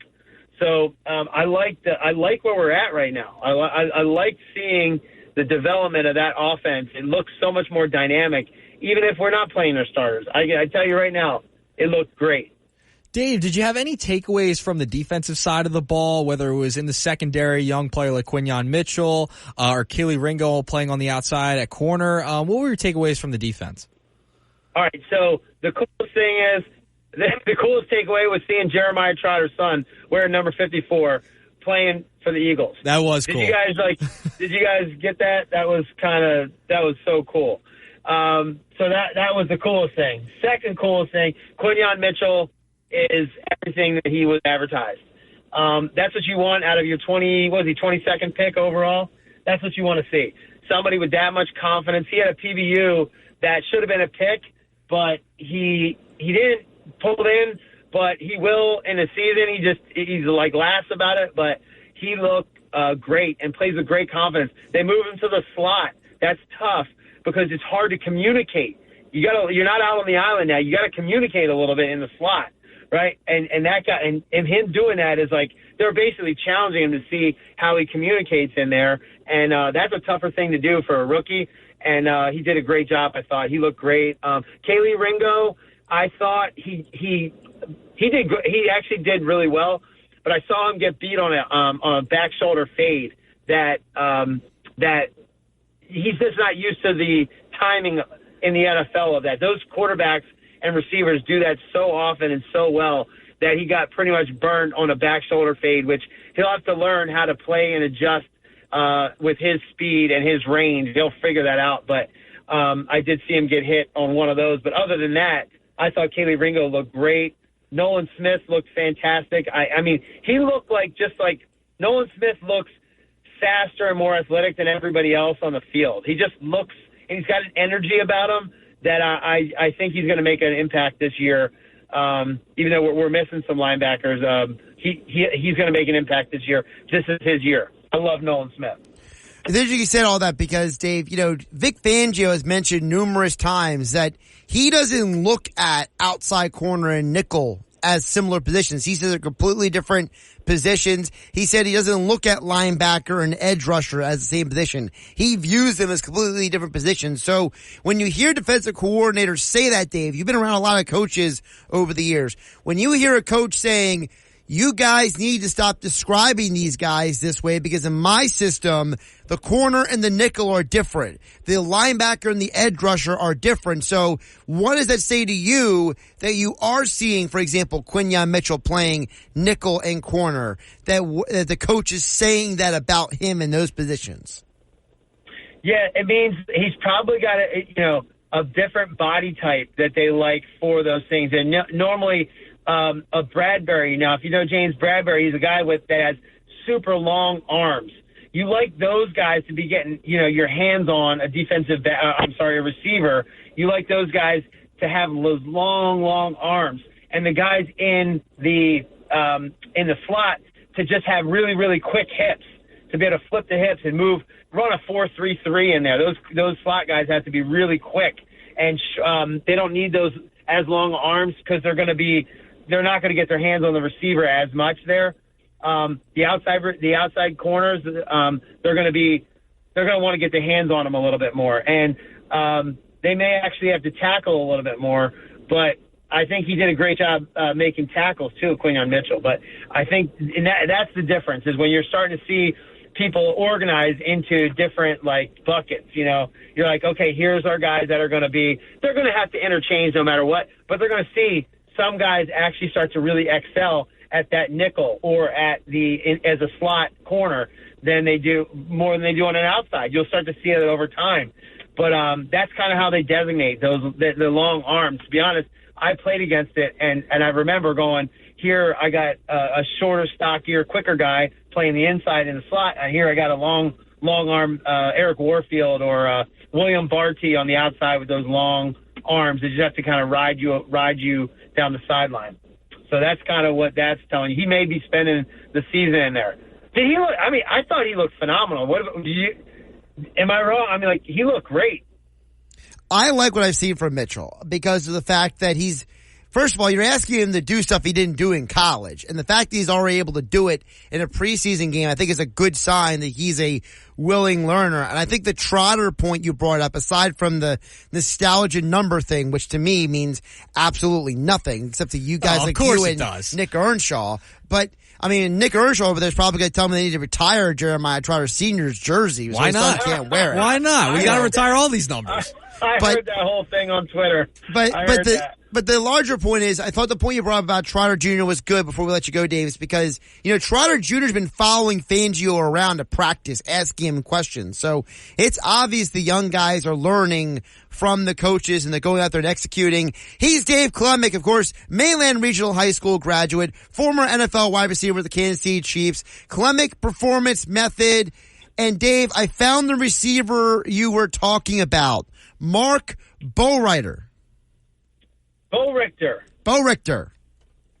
Yes. He went to Hastings. Yes, exactly. He ended up playing a couple years in the CFL, and then they brought him in, and he just lit it up, man. He lit it up. He had 8 receiving touchdowns in 2002 for the Kansas City Chiefs. One 99-yarder, which is the NFL record for longest touchdown reception. That is correct as well. Yep, so you can do it. He balled out in training camp, and it was undeniable when that season started. We knew in practice. We didn't have to see any preseason games. We knew from practice that kid was gonna do his thing in the regular season. So I'm just saying, Dave. You give me enough information to work off of. I track him down for you. Dave, okay? you could have gave me that as a nugget. You could have gave me that as a nugget. I could have held on to that for a nugget later. Well, listen, when we get together, so for everybody listening right now, we are very good friends now. And on Wednesdays, Nick actually is joining our workouts together, and we Nick's bailing on us this Wednesday. I am bailing on Wednesday. I am bailing this Wednesday. we play a game where we don't do this every week, Dave. You always bring us up. We don't do this. We don't do the football thing every week. I'm saying that with the college, we just did this college mascots. We did college. Oh, the trivia thing, yeah. And we did that, and Nick, Josh beat us both. I knew he would do that, but that experience that Josh has, he wins these trivia games. It's a no contest most times. Nick was getting quite frustrated. I was getting really upset when I was losing this trivia game. It was brutal. It was absolutely brutal.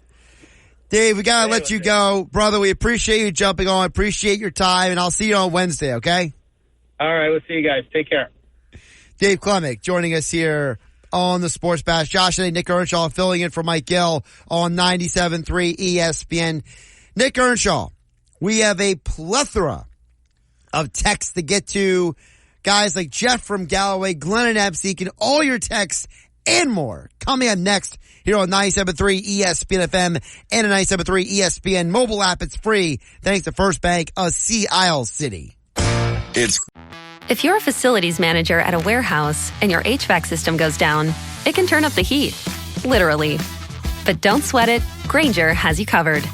Grainger offers over 1 million industrial-grade products for all your operations, including warehouse HVAC maintenance.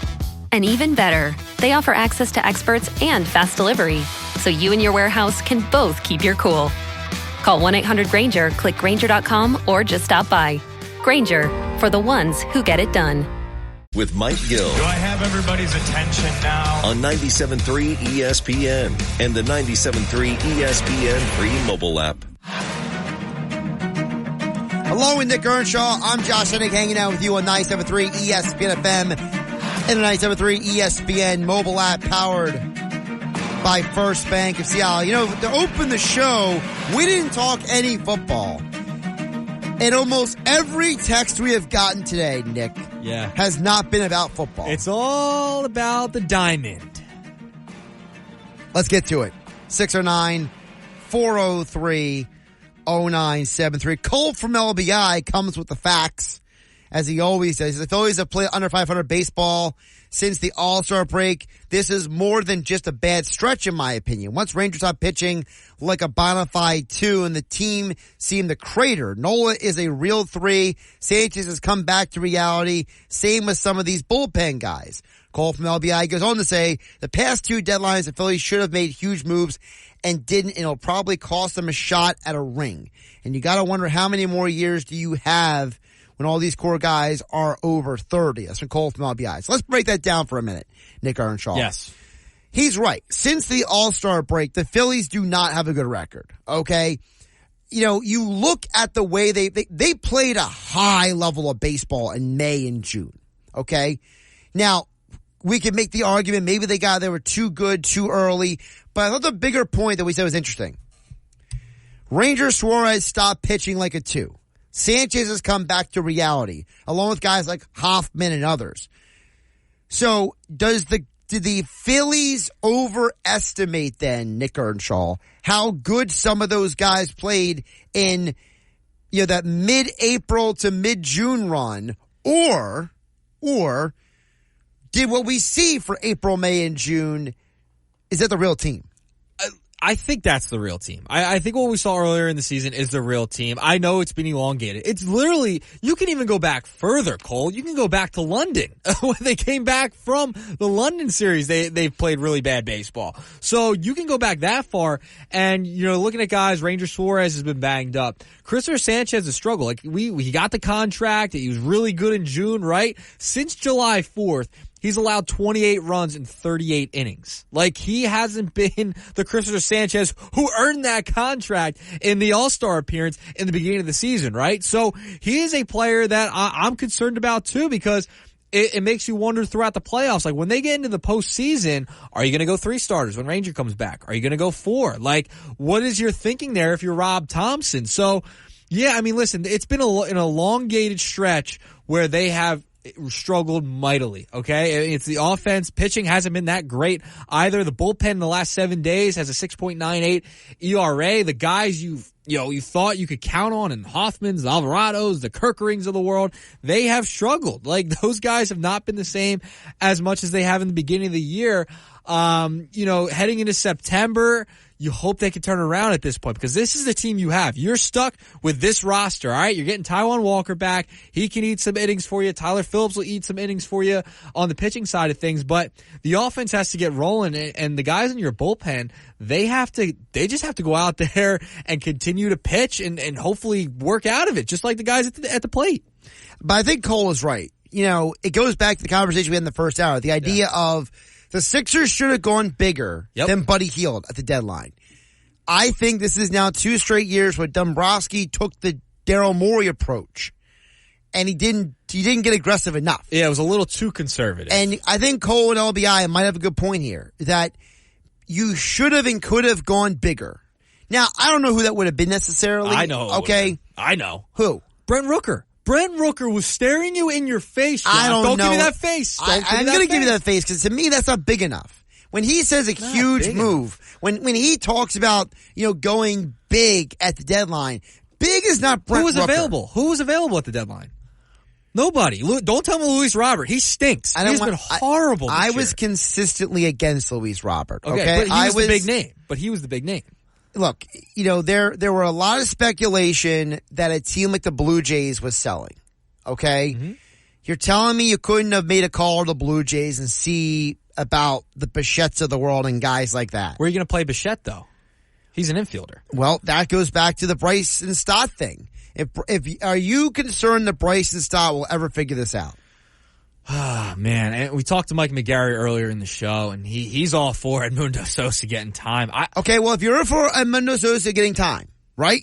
But you didn't see how elongated this would be. You didn't think he would continue to struggle even worse. I didn't either. But do you call the Blue Jays and say, look, no, Bo, give us Bo Bichette. We will give you Bryson Stott. Absolutely not. No. I'm not making that move.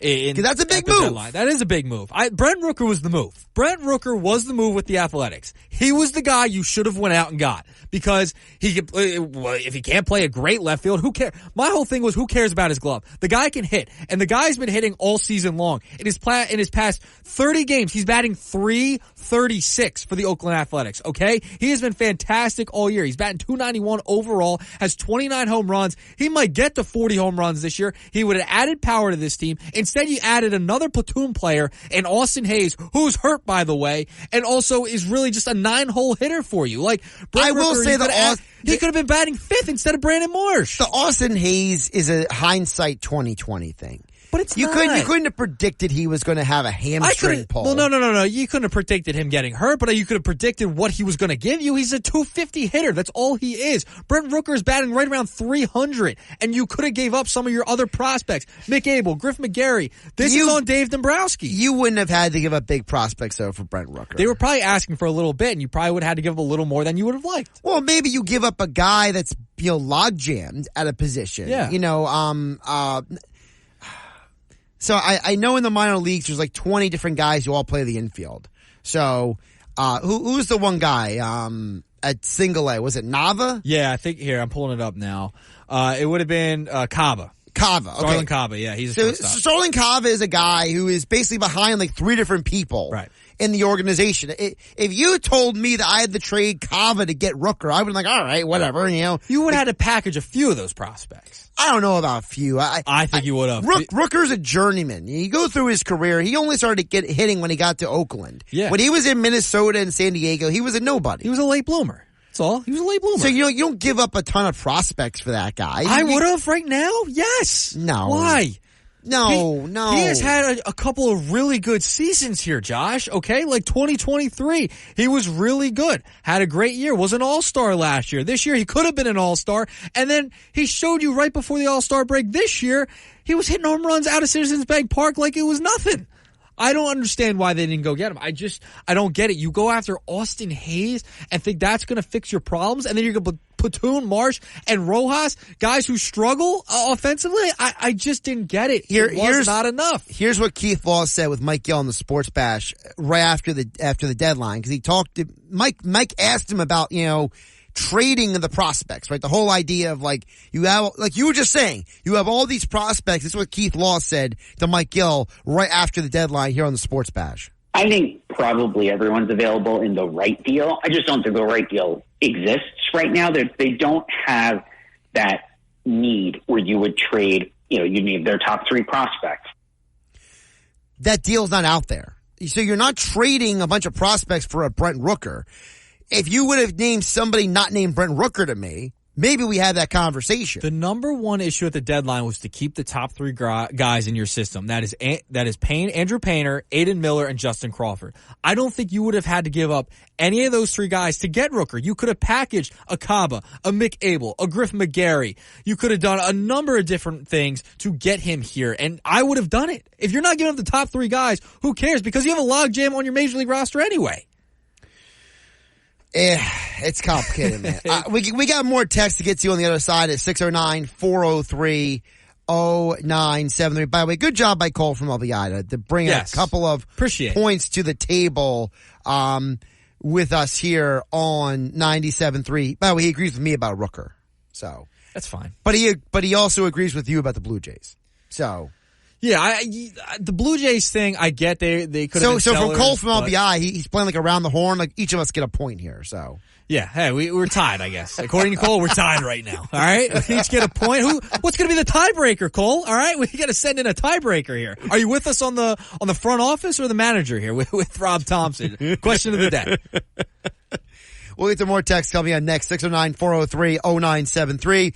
Your DMs into 973 ESPN mobile app powered by First Bank of Seattle. Don't forget, coming up still, Football at 4 with Jeff Mosher here on the Sports Bash. Josh Hennig, Nick Earnshaw, filling in for Mike Gill on 973 ESPN.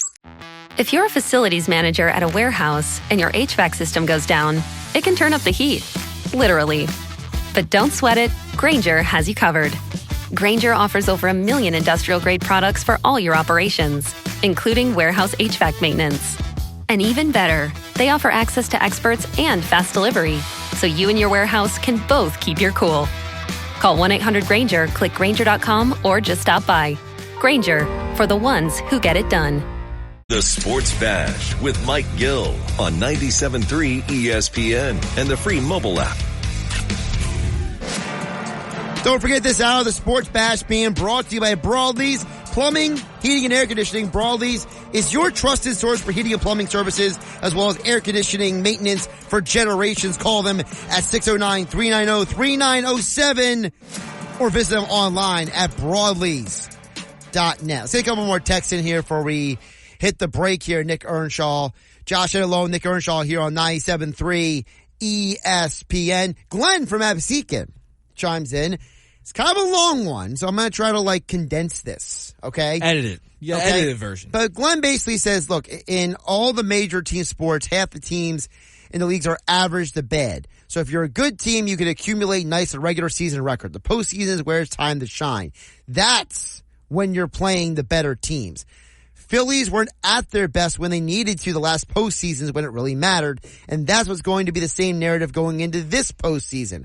Will the Phillies' consistent hitting and pitching show up in the postseason? That's the question, Dick, from Glennon Absekin. Yeah, I mean, that is the question. Is it are they gonna be consistent throughout the entirety of the postseason?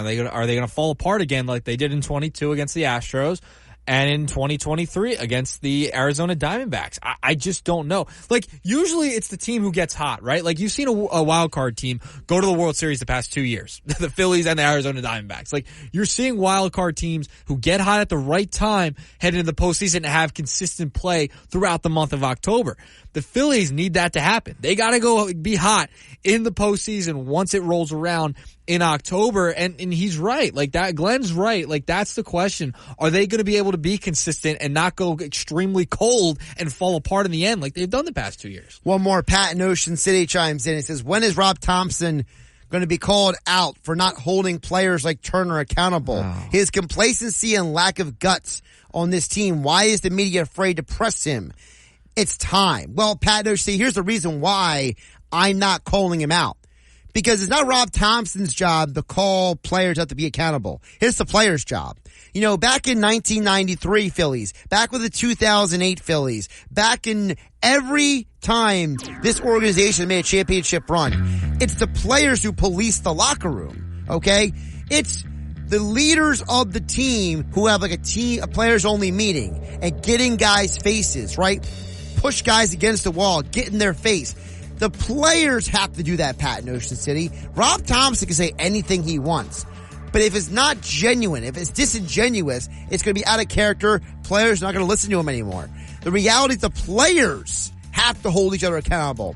Bryce Harper, Kyle Schwarber, those guys need to get in each other's faces and say, bro, you're letting us down. That's how it's got to be, because Rob Thompson's that calming force in that locker room. He's not one to get in someone's face. It's not going to happen. We'll get some more text coming up in the next hour. But right now, we're getting ready for football at 4. Jeff Mosher from the Inside the Birds podcast joins us next on 97.3 ESPN FM. 97.3 ESPN presents The Sports Bash with Mike Gill. It's time for Football at 4, powered by the Inside the Birds podcast. Just hungry to bring back another Lombardi to Philly. The fans deserve it. Our team deserves it. Culture begs for it. Now live, this is Football at 4. Josh Hennig and Nick Earnshaw filling in for Mike Gill here on the Sports Bash on 97.3 ESPN. Football at 4, Inside the Birds podcast, InsideTheBirds.com, and at Jeff P. Mosher on the Twitter X platform is where you find Jeff Mosher as he joins us right now for a Mosher Monday here on 97.3 ESPN. Hey, Jeff, how you doing today? I'm good, fellas. How's it going? Doing pretty good, yeah. So we are now a couple days removed from the first preseason game. Not that we're going to overly read everything into it, but I do think there were a couple of interesting elements to take away, which starting with this, Jeff. Let's talk about the defense. They had the first team unit out there. And so, you know, what do you take away from Fangio and the Eagles basically saying we need to get our defensive first team out there more than our offense first team out there? Well, I think that Vic Fangio has been awesomely candid, right, and honest and forthcoming, which is really cool. We know Eagles fans love that kind of candor from any kind of coach. Unfortunately, that kind of candor is also going to explain to you why things are going wrong. Right. and Vic's been pretty clear on a few guys on what they've done wrong. But I think he made a whole lot of – I think he encapsulated in his conference what's been going on all camp. It's not just that the starters played, right, but 90-minute practices since day one, more pad practices. You know, there's an entirely new defense out there. And not just new personnel, but entirely new coordinator, entirely new position coaches. And he said, look, go look at the offensive side. You got basically everybody the same there. Yeah, you got a new offensive coordinator, but that's not nearly as much change as we've had on defense. So he needs to get guys reps, including starters. I mean, the knock or the book or the curiosity about some of the important starters like Jalen Carter, Jordan Davis, Bryce Huff is how many snaps are these guys going to be able to play in a game, because they're going to be asked to play a lot more than normal.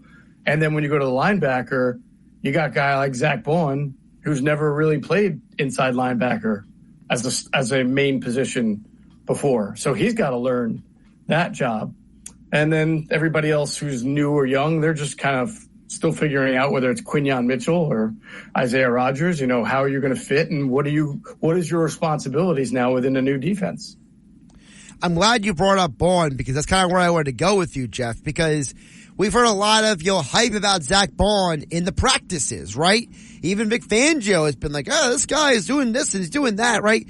But then in the game, he didn't look as good when the lights came on the brightest. And the guy who did look pretty good was Nakobe Dean on Friday night. And I thought it was interesting because we had former NFL wide receiver Dave Klemic on with us in the last hour, and he talked about how some guys are just different when the lights come on. Some guys are just better in game than they are in practice. So is that potentially what we're looking at here, Jeff, where the Eagles got the balance between Bond looks one way in practice, but another way when the lights come on?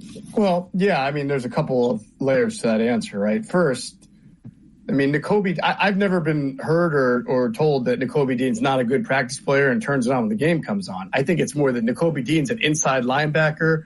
He's not an edge rusher. He's not a corner. He's not a safety. He was an inside linebacker for as long as we've known who Nakobe Dean is. Now, he's a very good blitzing one, so he's not an edge rusher, but he's a good pass rushing linebacker, and you got to see a little bit of that against the Ravens. And Zach Bond's still learning the spot, so he was caught out of position a few times. And this is what Adam and I have talked about on Inside the Birds. We're almost 3 weeks into camp now. And while you try not to read too many tea leaves or make too much of things, it's hard to this point to not think that Vic Fangio wants Zach Bond to be a starting inside linebacker. So even though I went into camp saying, listen, I think this is going to be Nakobe Dean and Devin White when all's said and done, because Zach Bond's got a big gap to bridge. He's getting every single first-team rep. So I'm reading into that they really want him to be. But Vic pointed it out. He was out of position a couple of times. And yes, Josh, I think when you're going up against the same offense every single day in practice and you get a feel for what that offense wants to do, it's easier to understand where you're going to want to be, right? But what happens when you're playing against the Ravens in the preseason or against the Packers and, Matt LaFleur's play calling in the season opener? They're drawing a big red circle around him saying, oh, let's throw all the, some bunch, some trips. Let's try to get this guy caught and not knowing where he's supposed to be, where he's supposed to go. And that would be a genuine concern of mine going into the year if he is going to be a starting linebacker. Jeff, one guy that everyone's keeping an eye on is Quinyon Mitchell, Eagles' first-round pick. And, Vic Fangio's talked about they're trying him in nickel, something he really hasn't done a ton, and he's playing the outside as well. What were some of your takeaways from Friday's game from Quinyon Mitchell? Yeah, physical, confident, looks the part. Really excited to see him develop. It's been a long time. You're a young man, Nick. You're not wearing the scars of Eagles fans who remember the days of Bobby and Troy and Sheldon and Lito. And then I was a young cat, Jeff. I was a young cat when they were playing. I just started covering the team right as those guys were finishing it up, and I had no idea I was in for 20 years of really subpar cornerback play. The Nnamdi Asamoahs, the Dominique Rodgers-Cromartie, all those years, Jeff. My teenage years.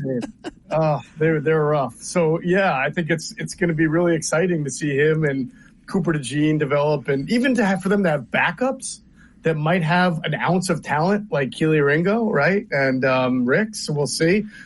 So my takeaway, Josh and Nick, is that I mentioned this last week on the podcast. I wasn't sure if this was the rationale, but I think Vic did confirm it in his last press conference. They want right now Quinyon Mitchell to be the nickel back because that enables them to open up that outside spot for Rodgers, right? If you put Quinyon at outside corner opposite Darius Slay, that doesn't get Rodgers on the field because he's not practiced as a nickel back. In Indianapolis, he was a nickel corner who played the outside, and then they slid another guy inside, right? So if you're going to play Quinyon Mitchell on the outside, then you've got to play like Avonte Maddox or Tyler Hall. Cooper DeJean obviously can't practice there, so they've had to scrap that for now. So, if you want to be more young, more dynamic, more athletic, which was really a big issue with the secondary last year, then your best bet is to have Rodgers on the field. He runs a 4-3, right, and have Quinyon Mitchell on the field. And the only way they can do that right now is having Quinyon be the nickelback. Not Nickelback the band, just Nickelback the position. Well, let's hope he's a lot better than Nickelback the band. Jeff Mosher joining us here on Football at 4, powered by the Inside the Birds podcast at Jeff P. Mosher on the Twitter X platform. Jeff, you mentioned Isaiah Rodgers, and I'm very curious about him because when you look at, you mentioned all the years, like when they acquired Ronald Darby, that was like a huge upgrade, right? And Darby was like as above average as you get in the NFL, right? So Isaiah Rodgers, nobody really had an expectation for this guy coming in, but he is really starting to look like the guy who's going to be the starter across from Slay. And I just want to know from you, is that good enough? Is that good enough for an Eagles team that they had a lot of problems last year in the secondary? Is it good enough? That's a great question. I do feel like this is the quintessential, let's not get too fooled by training camp because, it's training camp thing. I think the big thing to remember is this guy's 5'9".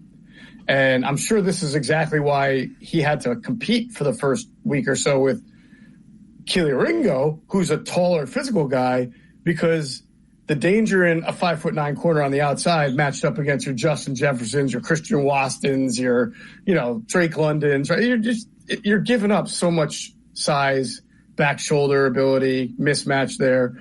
It's great that he can run really fast, but when you go up against these big physical receivers, Mike Evans in the league, that gets neutralized, right?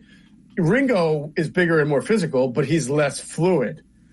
So it looked to me like they were competing one versus the other, and they just figured, let's give Rodgers now, get him ready for the season opener and see how that goes. But last year, Josh Jobe was the sort of the top backup. He was the apple of the eye, and then it went to Eli Ricks, and then it went to Kelee Ringo. So how the season starts may not be how it looks in October or November or December, but it does feel like Rodgers is that guy now, and you hope that they can compensate for his lack of height with his other abilities and just be better all around defensively.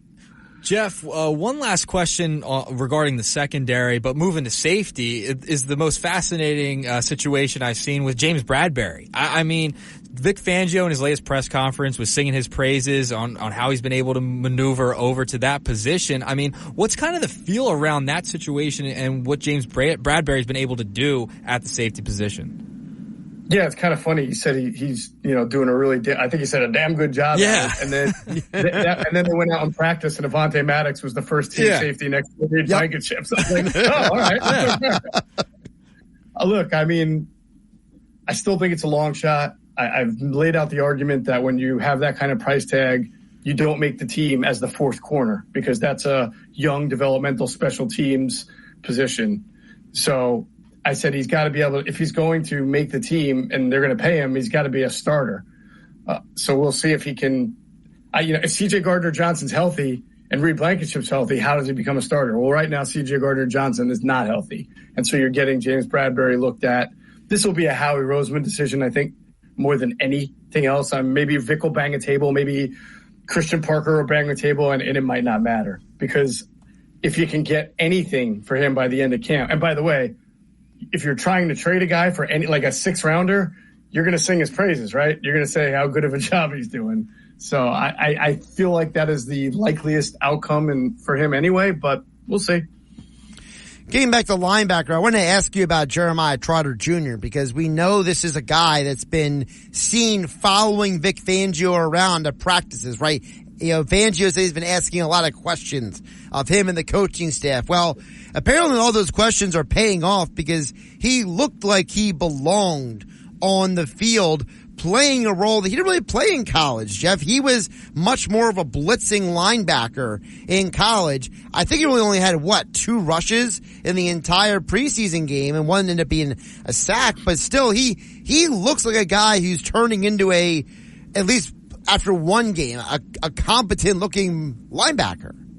So you wonder where's the inflection point? Where's the turning point here where Vic says, All right, well, I've got my vision of Zach Baun and Devin White, or Zach Baun and Nakobe Dean, but here I have Jeremiah Trotter, who just has a great natural understanding of how to play this position, of what to do, where to be. How long am I going to live with Zach Baun maybe being out of place 2 or 3 times before I'm really worried that's going to cost me a game? Yeah.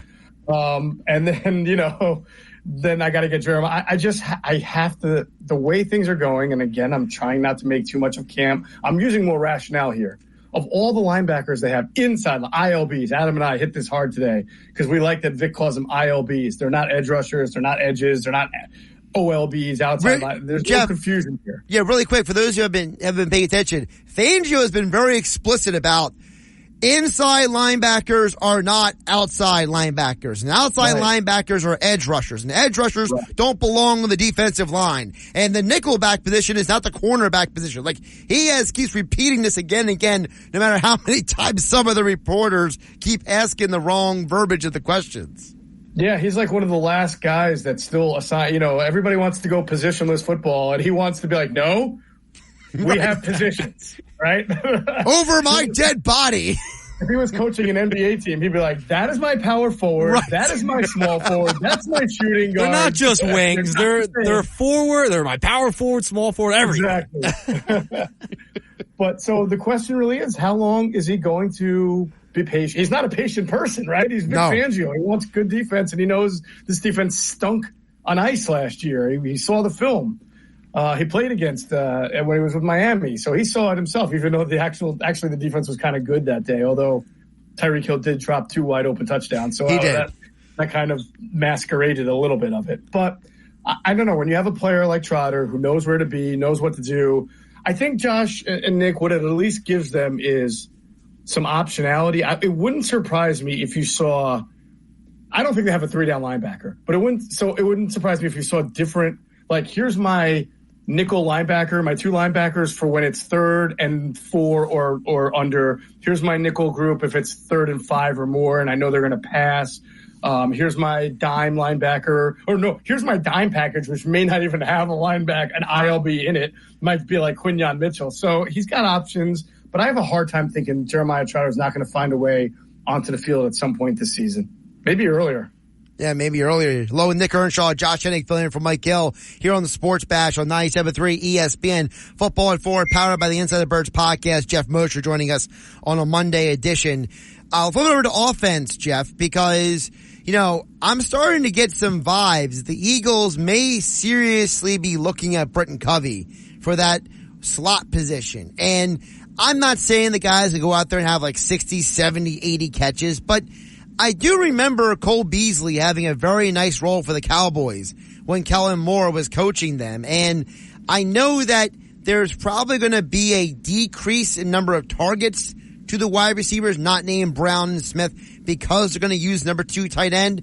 But just seeing a little bit more of Covey getting opportunity in the slot on Friday has to make me think that they're at least considering it more than the previous offensive coaches.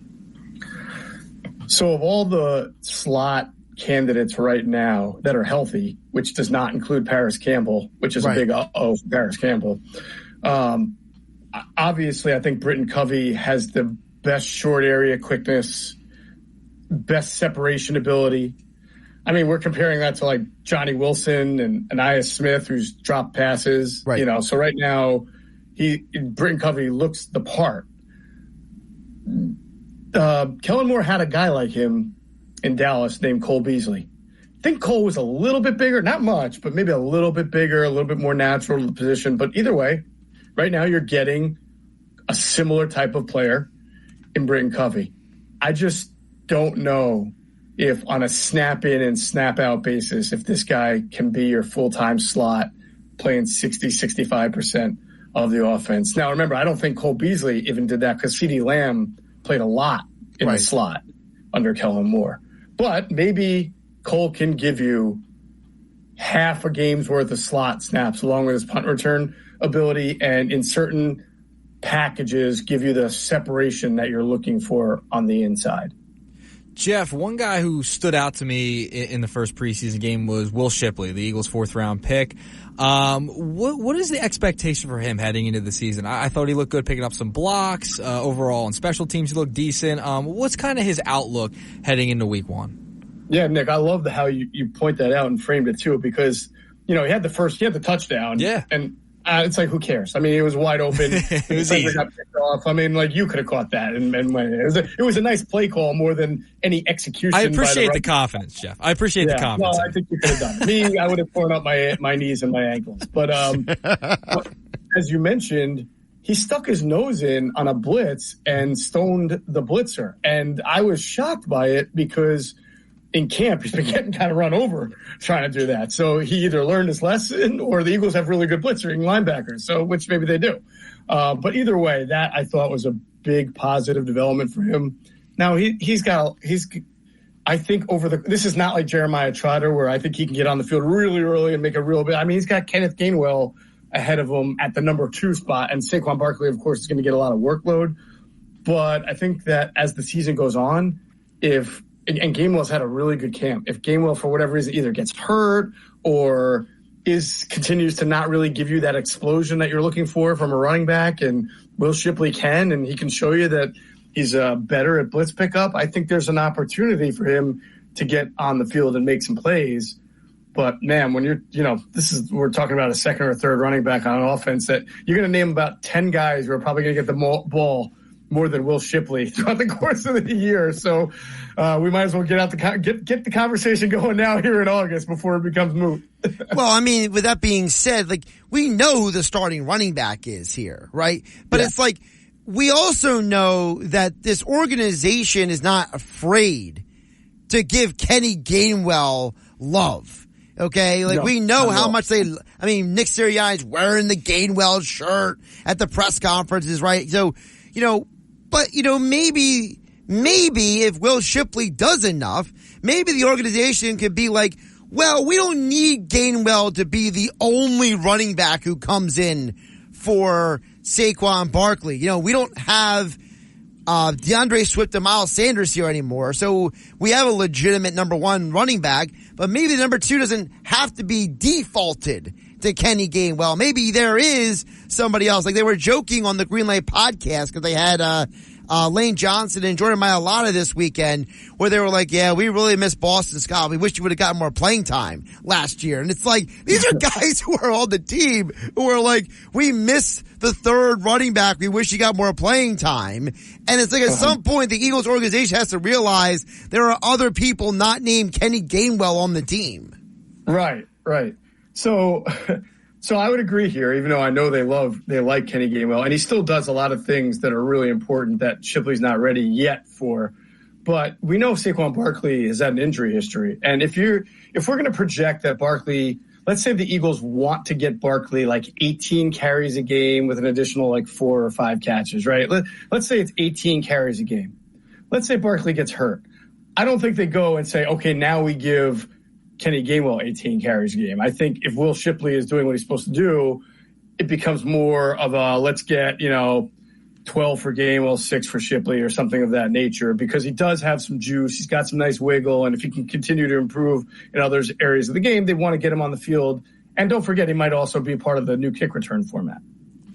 Jeff, before you get out of here, I have to ask you about kind of the breaking news from today and Hassan Reddick. I mean, this situation has turned upside down in New York. Does it make Howie Roseman look that much better that situation has turned out to be what it's been now, and him asking for another trade out of New York? Like, how did that situation all come about? Not to me yet, Nick, and I feel like it's low-hanging fruit for everybody to pile on the Jets and say Howie is a czar. I mean, it's fine. I mean, Howie signed Bryce Huff and moved on. I think he will be measured, though, on how Bryce Huff does compared to Hassan Reddick. But I'm in the camp of this. The player, this is like Chris Jones last year. The player has zero leverage. He wants to be traded. Great. Is he willing to hold out at his age for the entire season, incur millions of dollars in losses just so that he can become a free agent next year, a year older, a year less time, and try to recoup that money? The Le'Veon Bell route not a great strategy. It wasn't great for Le'Veon, not great for players over 30 or approaching or over 30, especially slight of build edge rushers. So my gut tells me, Nick, he's going to show up and play. And if he wants his money, he's going to have to play well. And I wouldn't be surprised. I think the Jets have already said this, that, they're willing to at least give him this is what the Chiefs did. They put incentives in for Chris Jones. You win this year, get a little bit more bump, right? He still wound up losing money because he held out, but he'll show up. I would almost guarantee it. Now, I don't know. I'm not inside his head. Maybe he is willing to go as crazy as Le'Veon Bell did, and we'll see, because it happens every once in a while. But I am more of the mindset he will show up and play for the Jets and be part of a really good defensive front, and that's going to probably help him have a really good year. Well, it goes back to the whole thing of, and I'm not trying to get into a whole deep philosophical thing, but I think there's this whole disconnect sometimes where, if the market says you're worth X, but you say you're worth Y, then you gotta find a middle ground there, or you just gotta accept what you can get, like the whole Brandon Ayuk thing. Only one team wants to give him a huge contract. It was the New England Patriots. He says, well, I don't want to play for New England. So the Patriots are like, well, if you don't want us, we don't want you either. Bug off. Yeah. And now the reports are he's forced to renegotiate a new deal to stay in San Francisco, right? So Hassan Reddick might have to come to the same realization where he's like, look, I gotta take what I can get. And, don't worry about all this other stuff, because if the market says you're only worth so much money, well, guess what? You got to take what you can get. Yes. Leverage is a hell of a thing, Josh. And Hassan doesn't have much of it. He has none. And you know what? Even holding out for the entire year and losing all that money, the Jets, it's not like the Jets don't have a good defense if they don't have this Correct. guy. I mean, they have Jermaine Johnson. They've got Will McDonald entering year 2. They have a good front line. Quentin Williams is a stud. Quentin Williams, that's right. Good. They'll be okay. Obviously, he can put them over the top and help win a Super Bowl, but they're not sitting here saying like, man, if we don't have Hassan Reddick this year, how in the world are we going to put a defense on the field? Exactly. At Jeff P. Mosher on the Twitter X platform, Inside the Birds podcast. It dropped a little later this morning. It was 11 a.m. It popped up on my phone, but of course, keep track of all the stuff with the Inside the Birds podcast, InsideTheBirds.com, Inside the Birds on YouTube, and don't forget the Inside the Birds Patreon coverage for all the extra bonus stuff with Jeff and Adam. And Jeff will be back here again on Wednesday here on the Sports Bash. Jeff, great stuff today. Thanks, fellas. Good talk. Talk to you on Wednesday. Absolutely. Jeff Mosher joining us here on 97.3 ESPN. And, of course, our conversation with Jeff Mosher being brought to you by Ocean Casino Resort in Atlantic City. Go to the gallery. Go for the action. Go for the win. Ocean Casino Resort in Atlantic City, proud sponsors of the 97.3 ESPN studios and Football at 4. Coming up next, we'll check back on the text board, plus Nick's Nuggets here on the Sports Bash. Yes, I am Josh Hennick. He's Nick Earnshaw. We're filling in for Mike Gill here on 97.3 ESPN. You're listening to the Sport. At your job, do you ever have to deal with a nose roller? How about a snub pulley? Well, if you're installing a new conveyor belt system, dealing with the different components can sound like you're speaking a foreign language. Luckily, you've got a team ready to help. Grainger's technical product specialists are fluent in maintenance, repair, and operations. So whenever you want to talk shop, just reach out. Call, click Grainger.com, or just stop by. Grainger, for the ones who get it done. With Mike Gill. Never thought this radio stunt would catch on so big. On 97.3 ESPN. Josh today, Nick Earnshaw filling in for Mike Gill here on the Sports Bash on 97.3 ESPN. Of course, Sports Bash being brought to you by the Gallery Bar Booking Games. Get your game on at Ocean Casino Resort in Atlantic City this football season. Go to the Gallery, go to Ocean, go for the win. For more information, visit oceanac.com. Gambling problem, call 1-800-GAMBLER. He's Nick Earnshaw. I'm Josh Hennick. It's time for Nick's Nuggets. Nick Earnshaw, what do you got for us today? All right, I got a couple things, and I want to start with nugget number one here, Josh, regarding kind of the response we got to the Phillies. And I wanted to ask this question during the update, and I wanted to pose this out there, okay? When it comes to the Phillies, who are you blaming more, the front office or Rob Thompson right now? And I think it's pretty clear where we stand. It's got to be the front office. With where the struggles are at right now, they could have improved the team. They could have gotten a better bat. They kind of got a couple more arms at the deadline.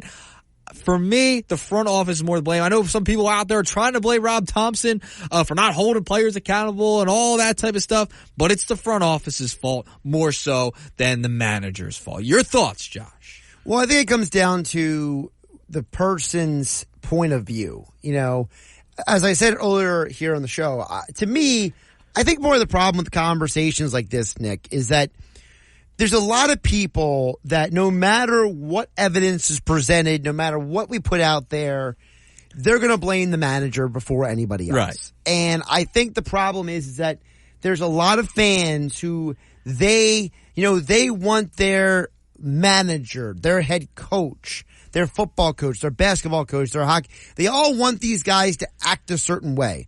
And if they don't present a certain outward action, right? Like people hated Charlie Manuel until he won a World Series. People thought he was an idiot. He was a country bumpkin. They said they had a lot of bad stuff about Charlie Manuel. Then he wins the World Series and he's the greatest of all time. All's forgiven. And I think that's the problem with guys like Rob Thompson, right? You know, Doug Peterson couldn't complete a sentence, right? People made fun of him because he couldn't do a press conference. He wins the Super Bowl. He is the best, right?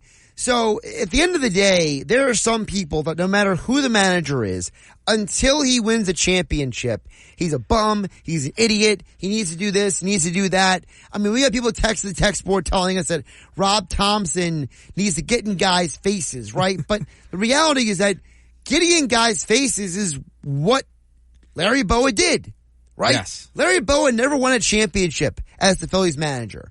Joe Girardi did that. He didn't get this team to a World Series, right? So people can say all they want. They need a certain type of manager. But the reality is that if you think that the manager needs to be a certain type of person, there's nothing that I say, Nick Earnshaw says. I mean, God could come down and land in somebody's front yard and put a shining light through their window that says the manager is not the problem, and they're going to say the manager is the problem. Yeah. So I think that's the real problem here. I don't really think Rob Thompson is the problem. I think the problem is that no matter what happens, there are fans who are always going to blame the manager. They're going to go right to the head coach, the manager. It doesn't matter. I think a couple of weeks ago, I brought up on Nuggets, I think Thompson deserves a little bit of blame here. I mean, we can't just let him completely off the hook. That's fine, because he's made mistakes here. He's having Brandon Marsh bat fifth. There's certain things you can critique Rob Thompson of during this stretch, but he is not the main reason. It's not even close. It's mainly on the players. It's the players you have. Your big-time stars who are getting paid a lot of money. But it's also on the front office, too. Because they could have added a little bit more to this team, okay? They could have went out and got a Brent Rooker, who I've been screaming about before the trade deadline, after the trade deadline, and today, and I'll continue to, because it was a mistake. They did not do enough at this trade deadline. Now, I hope I'm wrong. I hope Austin Hayes goes out there in the postseason, comes up with a big base hit to win a ball game. Right, you're hoping. I hope he turns into Steven Pierce from 2018. But right? I highly doubt it, because he is not what this team needed. He's just another platoon piece that you just needed to upgrade. He's an upgrade from where you were at, right? Like Pache, Whit Merrifield, Nitwit out there in left field. So obviously he's an upgrade. But you can't just live under the guise of, oh yeah, he's better than what we had. It's not good enough. You had an opportunity to get a better player than an Austin Hayes. He is a guy who's going to be at the bottom of your lineup. You could have went out and added another big-time bat, power bat, or you could have slid in there in that 5th spot and you wouldn't be critiquing Rob Thompson at all for having Brandon Marsh hit right there. So there was a lot of things this front office could have done at the deadline to really enhance this team's chances of winning a World Series, because the window is right now, Josh. The window is now for the Phillies to go and win a championship. You have guys in their early 30s who are in the midst of their prime, all playing well at the same time, right, during their careers. But right now, they're going through a rut. They could have used that little boost of energy with someone new who could have provided a spark to this offense, and they refuse to go out and get a big-time bat like a Brent Rooker at this deadline. They could have added much more talented players than Austin Hayes and Banks and Estevez, right? Like I like Estevez. I'm a big proponent of Estevez. You are an Estevez guy. But they could have done a little bit more, and they had the ammo to do it with the prospects they do have in their system. Remember, they have guys on 10-year contracts. They're not going anywhere for a little while. This is your core for the next 3, 4, 5 years here. So you got to live with what you got. And you could have went out and made some big-time moves to enhance the window right now. So I got 2 very different messages in front of me, okay? Mm-hmm. So on the text board at 609-403-0973, Pat from Ocean City says, nobody's saying that Rob Thompson needs to be Billy Martin, but we're seeing more and more examples of players like Harper and Turner who should be team leaders, not busting it down the line during this losing period. I think it needs to be dealt with. Thompson is not changing things up, and he seems to be complacent. That's from Pat in Ocean City. But what I would say to Pat Ocean City is, it's not Thompson being complacent. It's the organization being complacent. Right, and that's my argument. Because Thompson is only doing what is in line with the front office. Dave Dombrowski, Sam Fold, the people in the front office, they are basically telling Thompson, we spent $1 billion on these players, so we are expecting them to come through. So I don't think it's complacency, Pat, from the manager. I think it's complacency from the organization, which gets to Nick Earnshaw's point, which is the organization didn't want to change things up. No. The organization is saying, we're fine with Brandon Marsh. We're fine with Bryson Stott. We're fine with JT Realmuto. And listen, you weren't trading Brandon Marsh because he's too important to the locker room. And you weren't trading JT Realmuto because he's, people still feel he's the best catcher in baseball, blah, blah, blah. But I think that Nick Earnshaw's point, I'm not saying I totally disagree with you, Nick, because I don't hate the idea of Brent Rooker. But I think you're right. You could have done something more. I think that goes to Pat from Ocean City's point, which is if you would have made a bigger move, right? If you would have traded a Bryson Stott away, right? If you would have maybe shook things up a little bit, it would have shown them to be less complacent, right? Right. For me, it's the complacency, yes. But all you did at the deadline was put a Band-Aid on a problem in the outfield. That's all you did. The bullpens, the guys you've had on this roster aren't doing well, right? Like Kerkering's not pitching well. Hoffman, Alvarado, those guys have fallen off a cliff for some reason, okay? They just have not pitched well. Estevez has been fine. Banks has been fine. You send Gregory Soto down to Baltimore. He's been awful. So it's like, you did get better in that respect, so I will give them credit there. But offensively, we heard for weeks that their number one concern at the deadline was to add another bat, right? Like Jim Bowden reported over and over and over again. Right. They were calling teams to get an outfield bat, whether it was center field, left field, whatever it may be, and they end up with Austin Hayes. Like, that was an extreme disappointment. It was. I mean, he's a platoon player that you could have gotten from any team, and you gave up, you didn't give up a ton to get him, but you could have done more. And you should have done more, because this is a team that can win a World Series right now. You're the best team in baseball, but you could have added a little spark, and ignited this team even more offensively, because now look at you. You're in a rut and nobody can get hot right now. Your best players, Harper, Turner, Realmuto, these guys can't hit anything at the moment. So if you had that inflection or, to add to your team, offensively, like a Rooker who showed you right before, then guess what? You would have probably not been in such a rut that you've been in lately. Now, the other side of the coin from Pat in Ocean City is Adam and Ventnor texting and says, as a longtime Philadelphia sports fan, I'm telling you that Rob Thompson is a great manager. The problem is Harper, Bohm, Schwarber, Turner, JT need to pick it up. The pitching needs to pick it up too. That's the problem. And I think that this is an example of two different sides of the divide. Right. It's the people like Pat Nosh say, it's not that Pat is wrong in fundamentally big picture. He is right. There is a level of complacency. But what Pat is saying is, I'm looking for the manager to be that person who shakes things up, right? Yes. Whereas you have a guy like Adam and Ventnor who's saying, my manager isn't the problem. My players are the problem, and they need to shake things up. So I guess it really does come down to which side of the divide you are on, Nick. It's the manager versus the players. It's the coach versus the players argument. Remember it was A.J. Brown last year? He was saying, we're on the field. The coaches are on the field. We got to do a better job, Yes. But then you have Fletcher Cox after the year who tells Mike Gill at Radio Row, I don't know what went wrong. I'm still confused about it. I'm losing sleep over it still. So it's like, the whole manager or coach versus player thing has always been perplexing. All right, we'll get more Nuggets on the other side. Nick Earnshaw's Nuggets coming up next here on the Sports Bash. Josh Hennig hanging out with you, along with Nick Earnshaw filling in for Mike Gill on 97.3 ESPN. It's this. If you're a facilities manager at a warehouse and your HVAC system goes down, it can turn up the heat, literally. But don't sweat it. Grainger has you covered. Grainger offers over 1 million industrial-grade products for all your operations, including warehouse HVAC maintenance. And even better, they offer access to experts and fast delivery, so you and your warehouse can both keep your cool. Call 1-800-GRAINGER, click Grainger.com, or just stop by. Grainger, for the ones who get it done.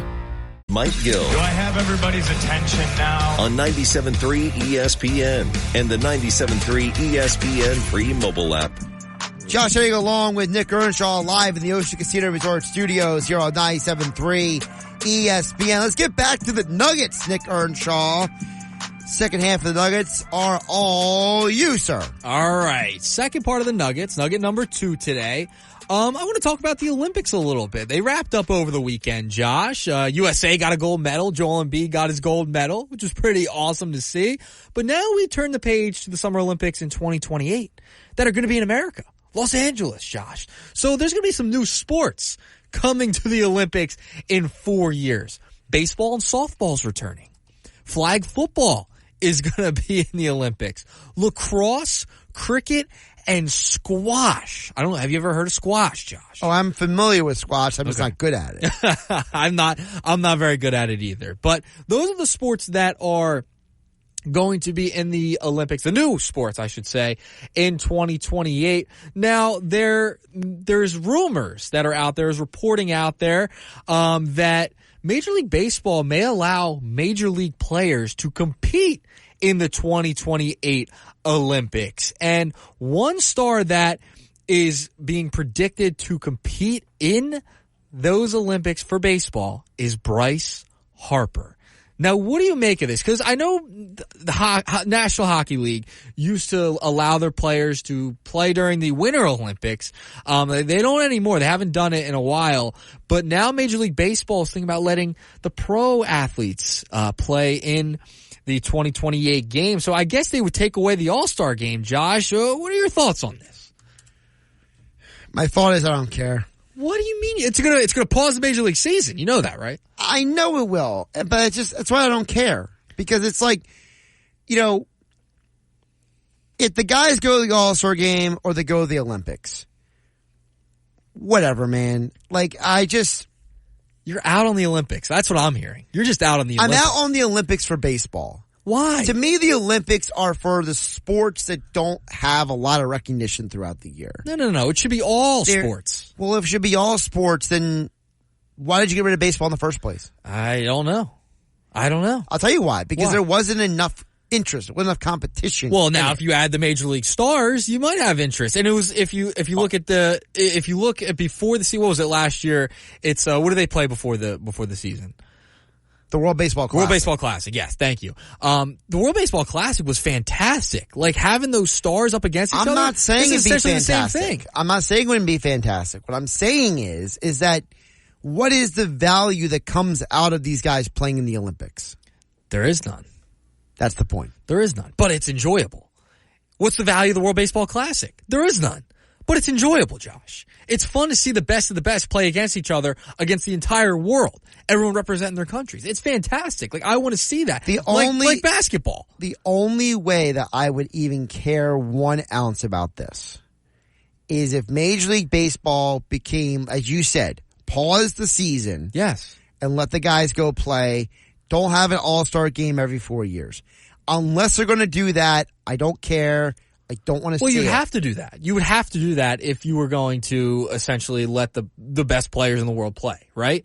Like, that's what you'd have to do. You would have to pause the season, not have an all-star game that year, and let the players play play in the games. I think that's the best way to go about it. I love when you have the actual best players in the world go. Like hockey, when they don't have the National Hockey League players go, I'm not as tuned in. I'm going to be tuned in if Bryce Harper's playing for the Team USA. I'm going to be tuned in. Well, part of that's because you're a Phillies fan. Well, that too. But I mean, if you see Shohei Ohtani playing for Japan, etc., like all those best players, that gives me reason to watch and be entertained, Josh. I hope that it's something worthwhile. And, Jeff from Motion City texted in earlier, 609-403-0973. Is there any final thoughts on this year's Olympics? My final thought is this. I think it's obvious that the world has caught up to us in a lot of sports. Definitely basketball. And I think that it's about time that the athletes in America started actually being more serious about the fact that the rest of the world is competing with us. We were right there with China in the gold medal count, right? So, at some point, you got to realize that unless you are going to take this more seriously than your Instagram subscriber count, then maybe you have a chance to be the greatest athlete in the world. Maybe you do. Greg Murphy for the Phillies Radio Network is joining us next here on the Sports Bash. Talk some more Phillies. We'll ask him, who's more to blame, the manager or the front office? Next.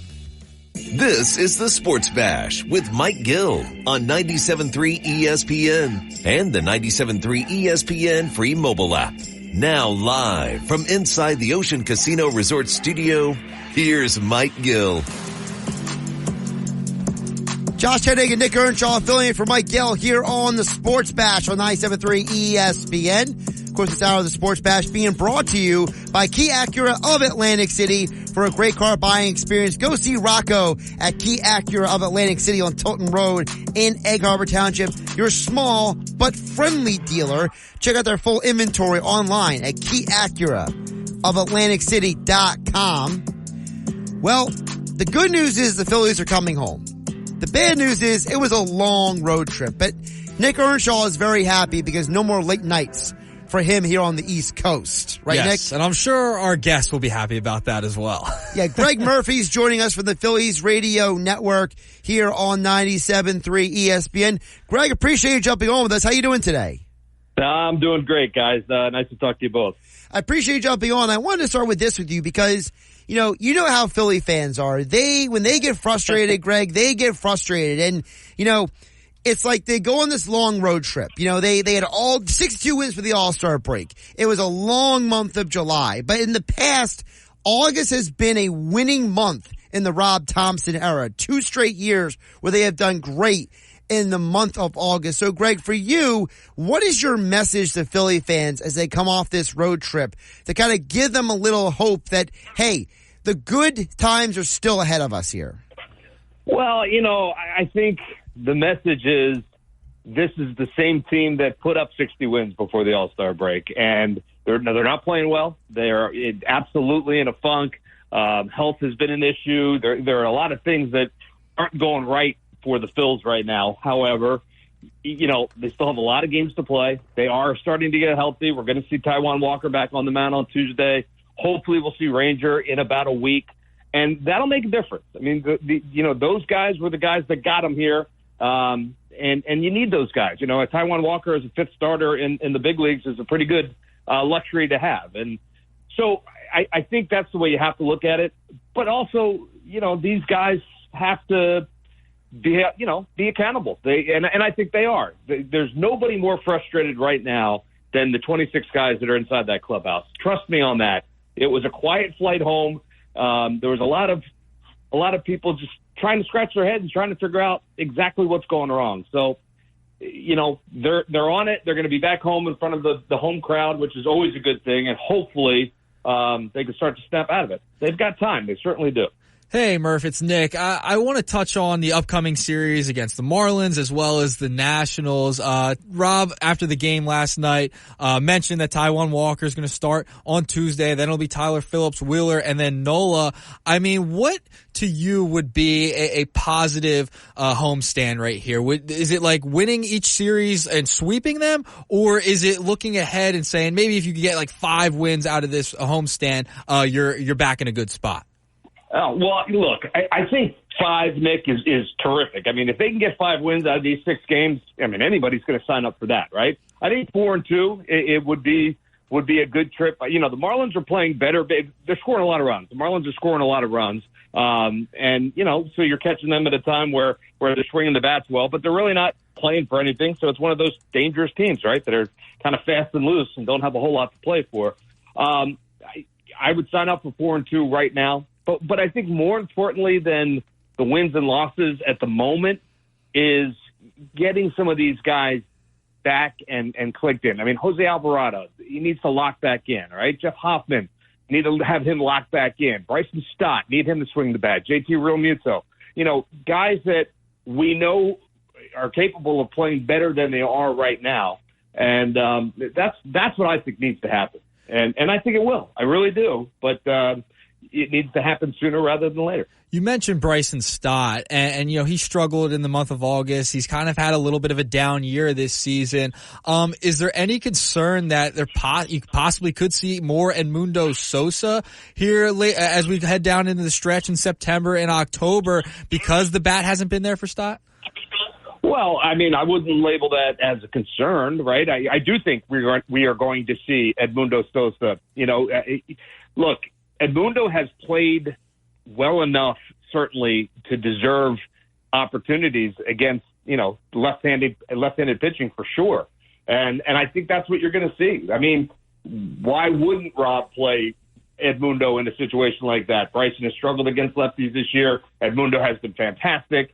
So it's just they want to win ball games, and I think Edmundo at that point gives you a better chance. So I do think we're going to see, I don't want to call it a platoon, but maybe it is a platoon going, into August and into September. And then depending on how that all plays out, then that might be the way they roll in October as well. At the end of the day, it's just about winning that game that's right there in front of you. And if Rob thinks that Edmundo gives him a better chance to get it against a particular pitcher, you're going to see him in there for sure. Talking with Greg Murphy from the Phillies Radio Network here on the Sports Bash. Josh Eddy, Nick Earnshaw filling in for Mike Gill on 97.3 ESPN. Follow him on Twitter at GMurphPhils on the Twitter X platform. You mentioned the platoon, and, for those of us, Greg, who are older than Nick Earnshaw over there, we remember the 93 Phillies team. Platoon was not a dirty word back then. I mean, Mickey Morandini wasn't playing against left-handed pitching much. We didn't see Jim Eisenreich playing against left-handed pitching. Why do you think that there's such a negative connotation today about these guys alternating compared to back then? Yeah, it's an interesting question.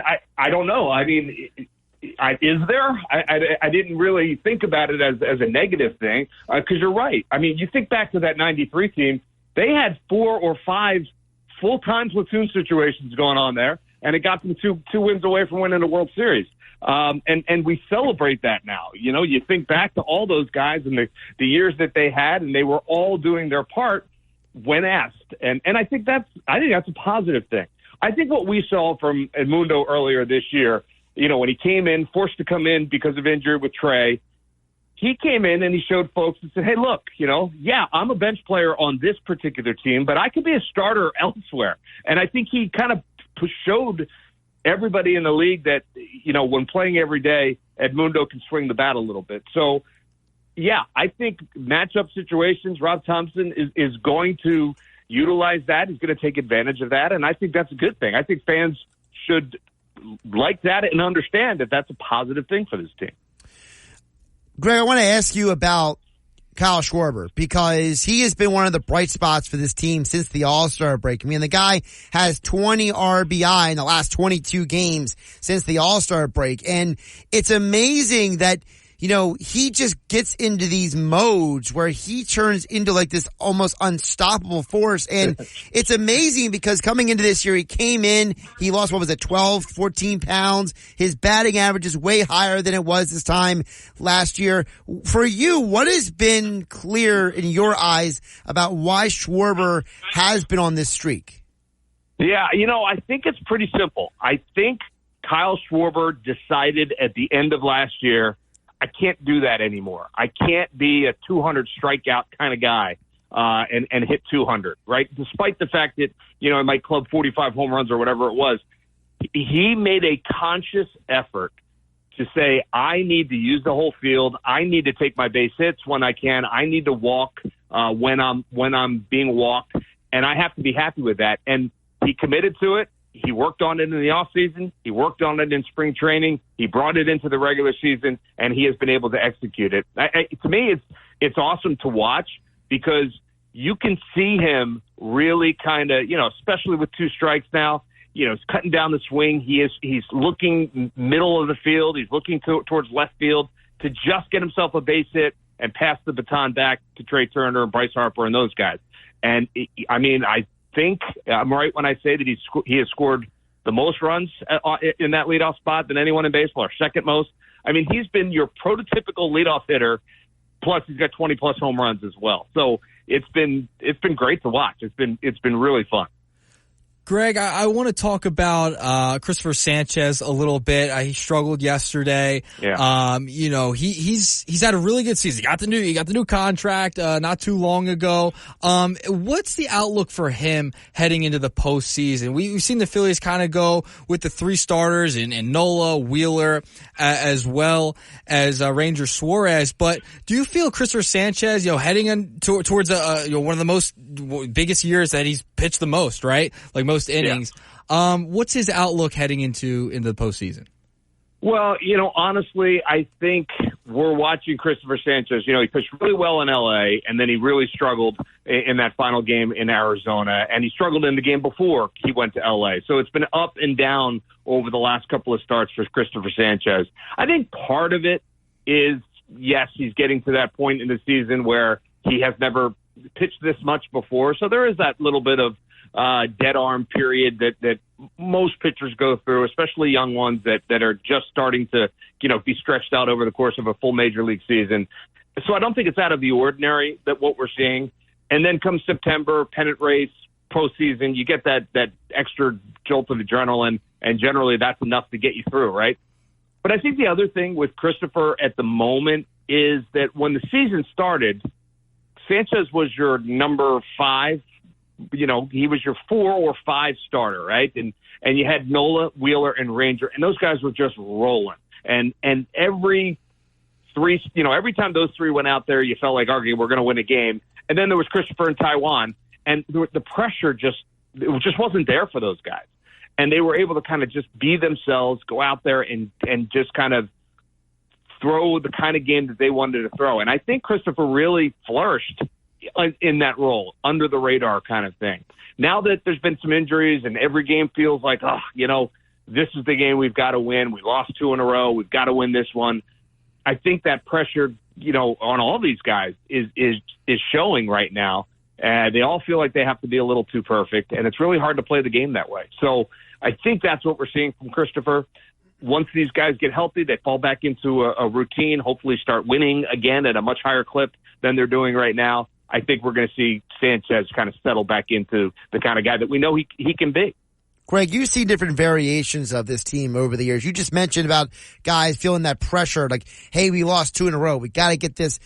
How do you think this team can learn from past teams and how to get out of this putting too much pressure on themselves? Yeah, I think that's hard. I really do, because, teams are different every year. Guys are different every year. I think individually they've all, gone through their struggles. I mean, baseball is a game of failure, so they all understand what it means to be successful. They all understand what it means to be unsuccessful. And that's really the mental part of baseball, right? So collectively, they have great leadership. Kyle Schwarber is an outstanding leader in that clubhouse. JT Realmuto is. Bryce Harper is. So they have this veteran leadership that I think can say, hey, guys, just relax. It's going to be fine. We're 7.5 clear of the Braves. We're okay. We're going to be okay. But on the flip side, I think that, at some point this team has to say to themselves, okay, we've got to flip the switch back on. Maybe we're coasting a little bit at this moment, and we got to flip that switch back on. Pressure's going to be there. They're playing in Philadelphia. They're playing, into the postseason. There's tons of expectations that surround this team. The pressure's going to be there. I think they can all handle it. It's just a matter of going about their business and doing what they know they're able to do. Murph, what do you make of, the guys who have been here in the bullpen throughout the year, right? The Jeff Hoffmans, Orion Kerkerings. For them, how big is this homestand for them to get back on track? Yeah, I think it's big. I mean, I don't want to overplay it. I don't want to oversell it, but I think it's important. You're playing two teams that you should handle. You're playing at home. You're playing with a comfortable lead.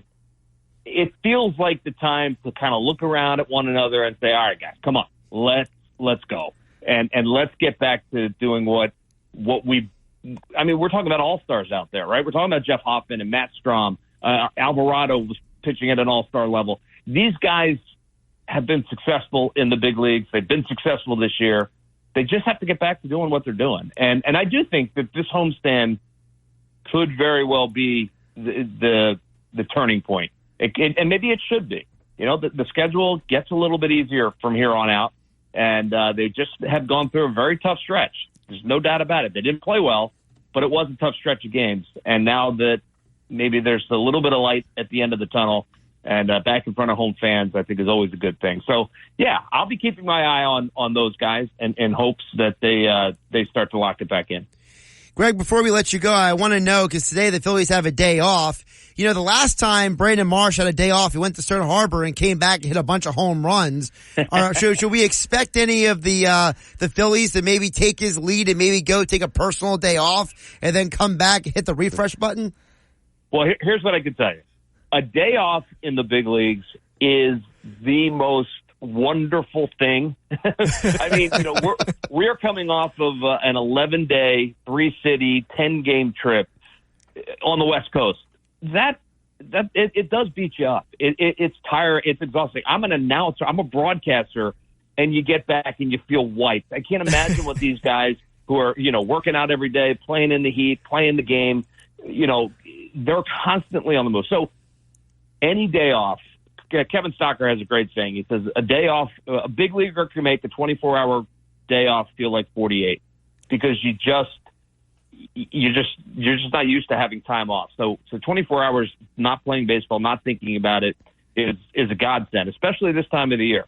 So I do think that they'll all take advantage of it, get off their feet, spend time with their family, grill in the backyard, go to Stone Harbor, that kind of thing, and not think about any of this until they get back to the ballpark tomorrow. And that's exactly what they should be doing. He's Greg Murphy. Follow him on the Twitter X platform at GMurphPhils, of course, part of the Phillies radio network. And he joined me and Nick Earnshaw here on the Sports Bash on 97.3 ESPN. Greg, great stuff. Appreciate you joining us today. All right, guys. Great to talk to both of you. Josh Henning, Nick Earnshaw, affiliate for Mike Gill here on 97.3 ESPN. And I had to bring up the Brandon Marsh thing, Nick, because, Brandon Marsh goes to Stern Harbor, goes to Fred's Tavern, hangs out, comes out, starts hitting bombs left and right. So I'm just saying, maybe Brandon Marsh can maybe bring some of the guys with him to the Jersey Shore for a day off and hit that mental reset button. Yeah, just hang out at the shore, relax, come back to the ballpark tomorrow and figure it out. You're playing the Fish, for goodness sake. Like, come on. The Marlins, well, if you're playing the Fish, you should go to the Jersey Shore. Go to the Jersey Shore, right? So, I hope they can get it together. The day off, they can reset themselves a little bit here, especially offensively, and just figure it out. Okay? Just figure it out. And that's what the Phillies need to do because it's been a problem offensively as of late. And, they've struggled. I mean, since the London series, they've struggled.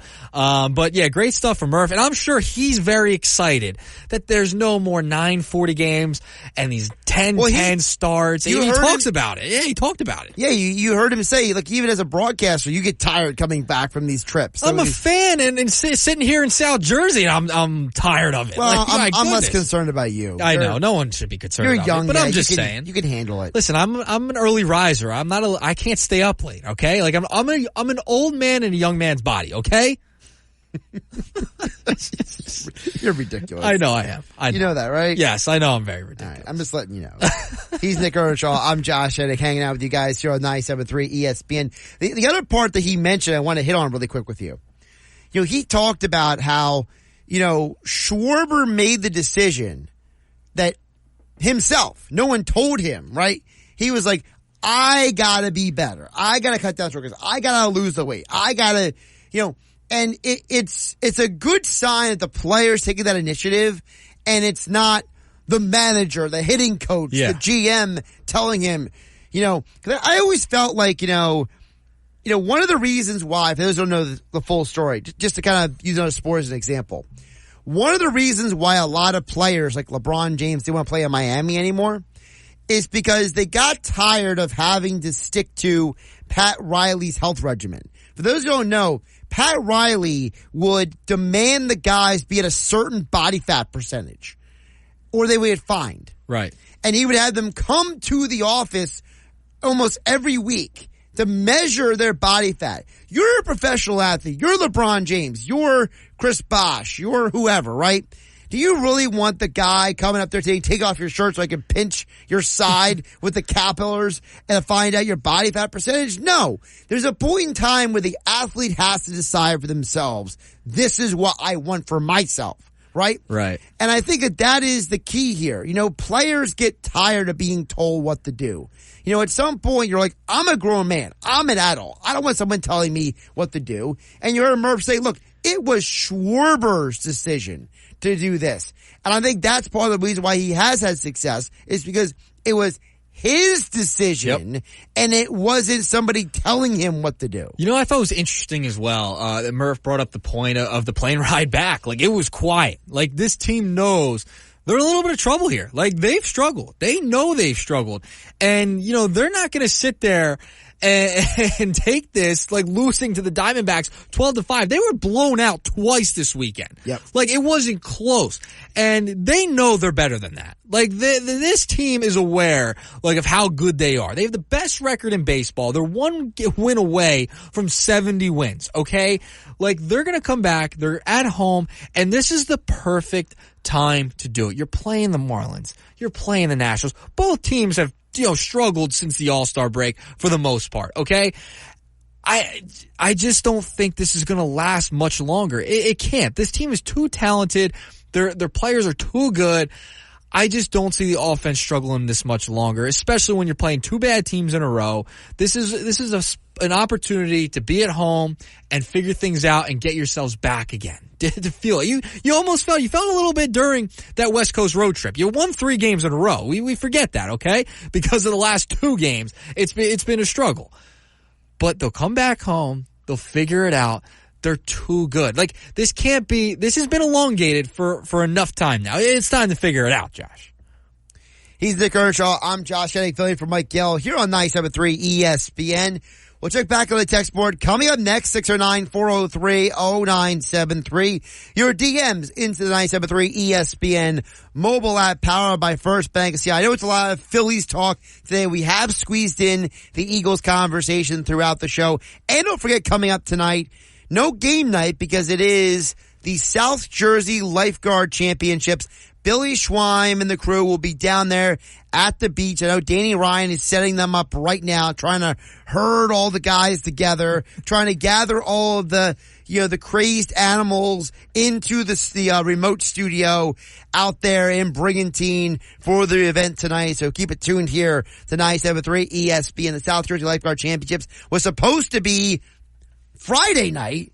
But, you know, that stupid storm that passed through that ruined everybody's week, well, it got postponed, and it is tonight. And you can hear the action coming up at 6 p.m. right here on 97.3 ESPN. More with me and Nick on the Sports Bash coming up next. We have the perfect... If you're a facilities manager at a warehouse and your HVAC system goes down, it can turn up the heat. Literally. But don't sweat it. Grainger has you covered.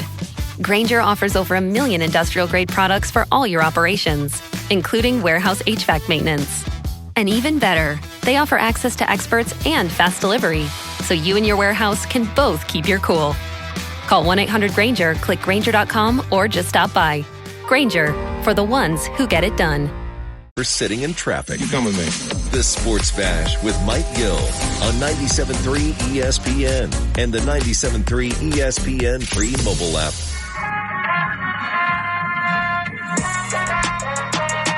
Josh Hennig, Nick Earnshaw filling in for Mike Gill here on the Sports Bash on 97.3 ESPN, being brought to you by Key Acura of Atlantic City. For a great car buying experience, go see Rocco at Key Acura of Atlantic City on Tilton Road in Egg Harbor Township. Your small but friendly dealer. Online at KeyAcuraofAtlanticCity.com. Check back on the text board just a bit, 609-403-0973. A couple of things we didn't get a chance to hit on too much through. It's been an interesting day because we've had a lot of texts. A lot of Phillies texts. Yeah, and I did want to get back to the Olympics for a minute. Because, it's interesting because, listen, you know me, Nick. I'm a sports guy. I watch sports. Yeah. I love sports. But there is a point where you're kind of looking around and you got to admit, unless you are like 100% committed to the Olympics, it's overwhelming to keep up with. Yeah, it's hard to keep up with. Like there's no just doubt. so many events, so many matches, so many, it is all spread out over all times. I remember one night my buddy Joey and I, we're sitting there trying to watch something of the Olympics a couple Saturdays ago. Right. And we're like, well, what we really wanted to see is not until 3:00 in the morning. And the time difference, it hurts you too. And we're like, we're not staying up till 3:00 in the morning. No. And I think this is where it's like, you really realize the Olympics is really about the world and not about North America. Not just about us. Because it's like, and I think this is the reason why I kind of walk away from the Olympics kind of being like, I'm almost glad it's over. Because it was like, you're watching the game on Saturday afternoon, right? And you're watching, the United States versus France. And you watch Steph Curry go off in that game. Mm-hmm. And for as amazing as it was to see the best of America go head to head with the best of the world, there is a part of you that understands also that if they would have lost that game, we would all be coming in here at the top of every national and local show, ripping them to shreds, right? So, like, there is, and also, by the way, don't forget the women barely won yesterday against France as well. You had the whole situation with Jordan Chiles. She's going to lose her bronze medal because they didn't put the right difficulty score as a prerequisite for her to get that proper final score. Like, all these weird things going on in the Olympics. And you're just sitting there, and it's just like, man, you think about it. If we don't win those golds this weekend, you know what's going to be saying? All the Americans, those professionals, they can't win. We stink. We got to fire everybody. And by the way, you know what the narrative would be today as well if the women didn't win yesterday? What's that? They should have had Caitlin Clark. They should have had Angel Reese on that team. Like, those men and women literally saved their reputations this weekend. And instead of talking about the debacle of the weekend, it's just another day where America wins. Because guess what? That, Nick, is the expectation. Yeah. The America is supposed to go out there and win. You're supposed to dominate. And that's why I brought up earlier, like, maybe this could be hopefully a conversation at some other point where we realize that we are not always the best in the world at everything. And sometimes we got to actually start training like that and not showing up and expecting to win. Right. And so America still had the most medals overall. Still had the most. And they were tied with China with 40 gold medals each. It's an expectation. Like, for the Americans, you are expected to go out there and be at the top of the leaderboard every single time. And like, even the USA men's basketball team, like, Shaquille O'Neal was on a podcast recently. I can't, it's escaped me which one he was on, but he mentioned, like, they should be winning by 20. Like, that means the rest of the world's kind of catching up to you a little bit, especially in basketball. Like, he's not used to seeing these close games in the Olympics, especially with how star-studded the roster was, right? And it's fascinating to see. And I think the interest in the Olympics, I feel like it's gotten a little bit better this year. And I think at 28, it's going to be elevated even more here because it's in America. You know what I mean? I think that's kind of where it's going to start heading. And I also want to point this out, Josh. I've seen tweets and a little bit of a discussion regarding the USA men's basketball team heading into 28. For some, they're kind of like, people are putting out what they think the roster will look like, right? You're not going to see probably LeBron James, Kevin Durant. Like, these guys will be a little bit older. So you're going to see a lot of the younger players, okay? Why is Tyrese Maxey not on any of these rosters people are putting out? Tyrese Maxey is going to be on that team. There's no doubt in my mind Tyrese Maxey is going to be on that team, Josh. I don't understand how people are leaving him off and out of the conversation as one of these top players. Like, he's on his way. The way he's developed, there's no way he shouldn't be on that roster at some point in 4 years. In 4 years, Tyrese Maxey is on the pace to be an all-star every single year and be that type of player. I just can't understand why he's not in the conversation. It's mind-boggling to me. I just wanted to point that out. I think it goes back to, we live in a world where people still don't respect some of the athletes in this game. Yeah. I think there is such a, we see it in all sports, right? Mm-hmm. We see the attitude, and I call it an attitude for a reason. We see the attitude of nobody wants to give these guys credit until they absolutely have to. Like, I remember I was one of the first people on the SGA and Anthony Edwards bandwagons the last couple of years.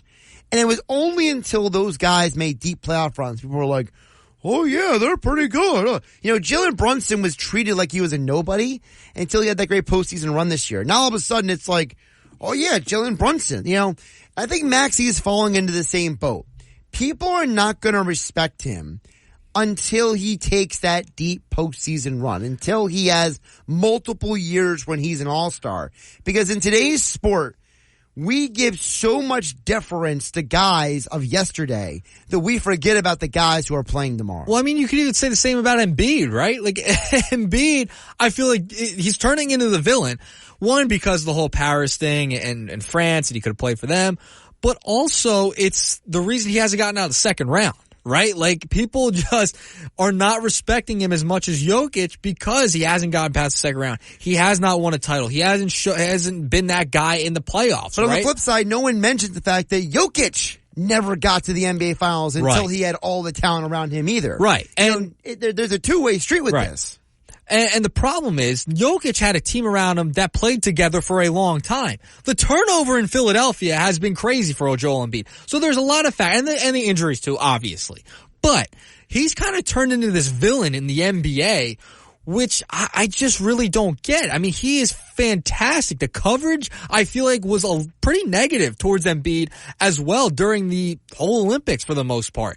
And I just can't understand why he's turned into this villain when he really shouldn't be a villain in the NBA, but he is. I'm for it. I love it. Make him the villain. Make Philadelphia the villain. I love it, Josh. It only but I don't matters get if it. he embraces it. And he kind of is. I mean, did you see when he got the gold medal? He was like doing the hand thing. The whole team was behind him doing like, let's go, bring it on. I got the gold medal type of flair. Yeah, but he's got to do that all the time. I'm with it. It goes back to the Barkley thing where he says it can't be moping around anymore. Yes. He's got to pick up his buy into it. His bleep. You know what I mean? He's got to stop having one day he's all about it. He's all in. And the next day he's not. I agree.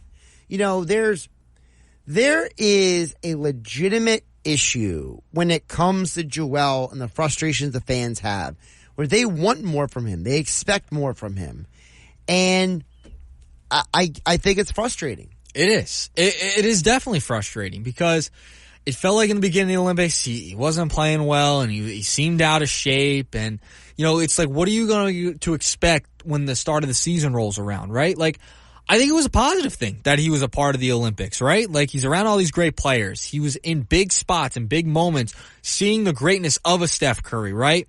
Like, it's buy into that. Like, buy into, what's around you, the greatness you got to see firsthand, and buy into that villain arc as well. Because, like, that is kind of what he's turned into. People are around when the discussion comes up about Joel Embiid, it tends to be negative a lot. It really does. And I think he should buy into that villain role in the NBA now with where his career has gone. And I think it makes the most sense. But you're right. Like, do not just do it here and there. Buy into it full steam ahead. And that's what he's got to be able to do.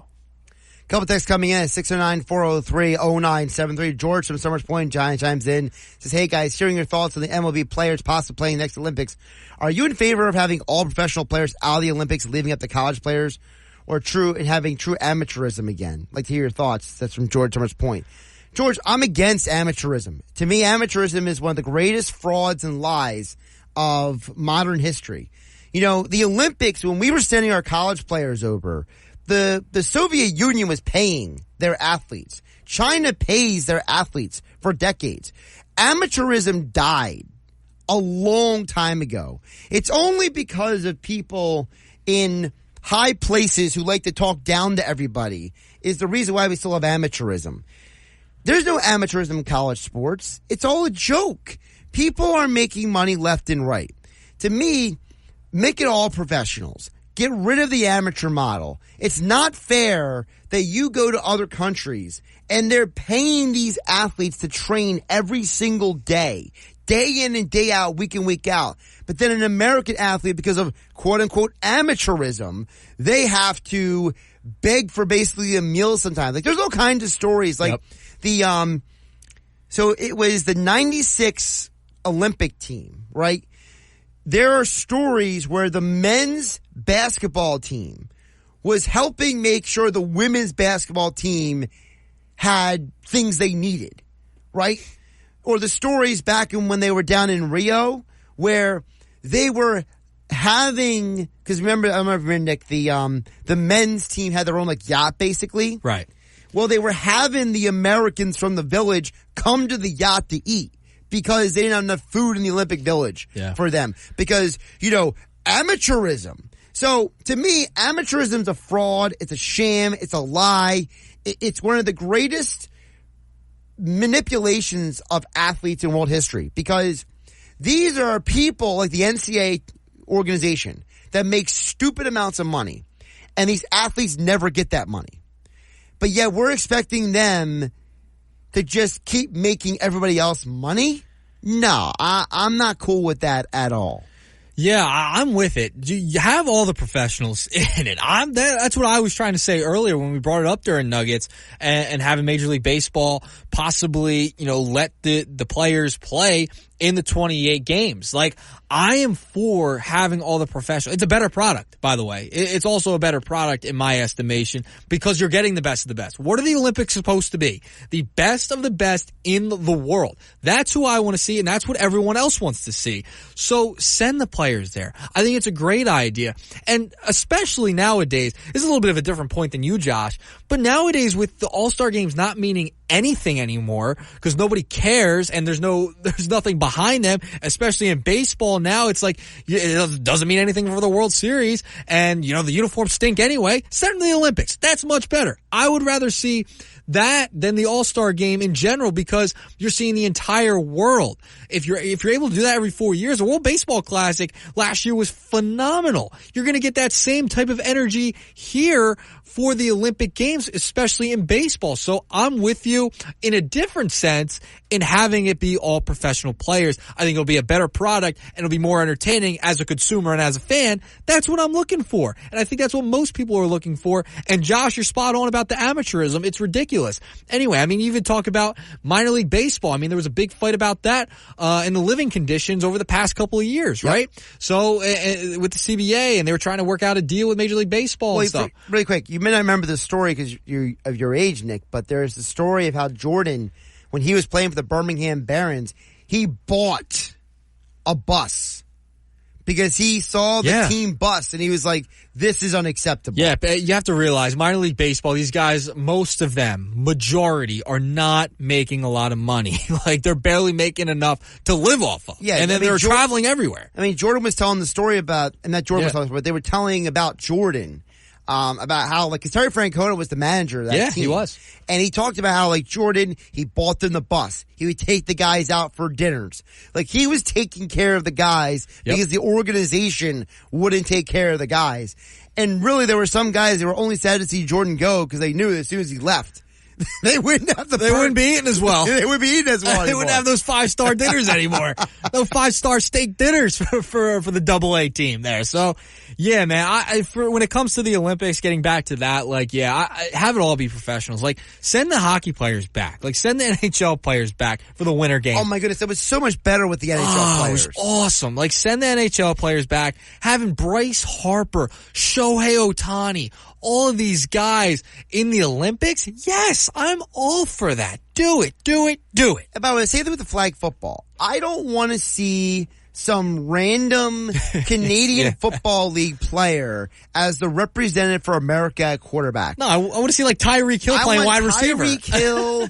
I want the best athletes you could possibly find on the field for America in the flag tournament Olympics. Need Jalen Hurts out there, man. I wouldn't even put Jalen Hurts out there. You want Joe Burrow, Patty Mahomes? No. I want somebody even more athletic. Ooh.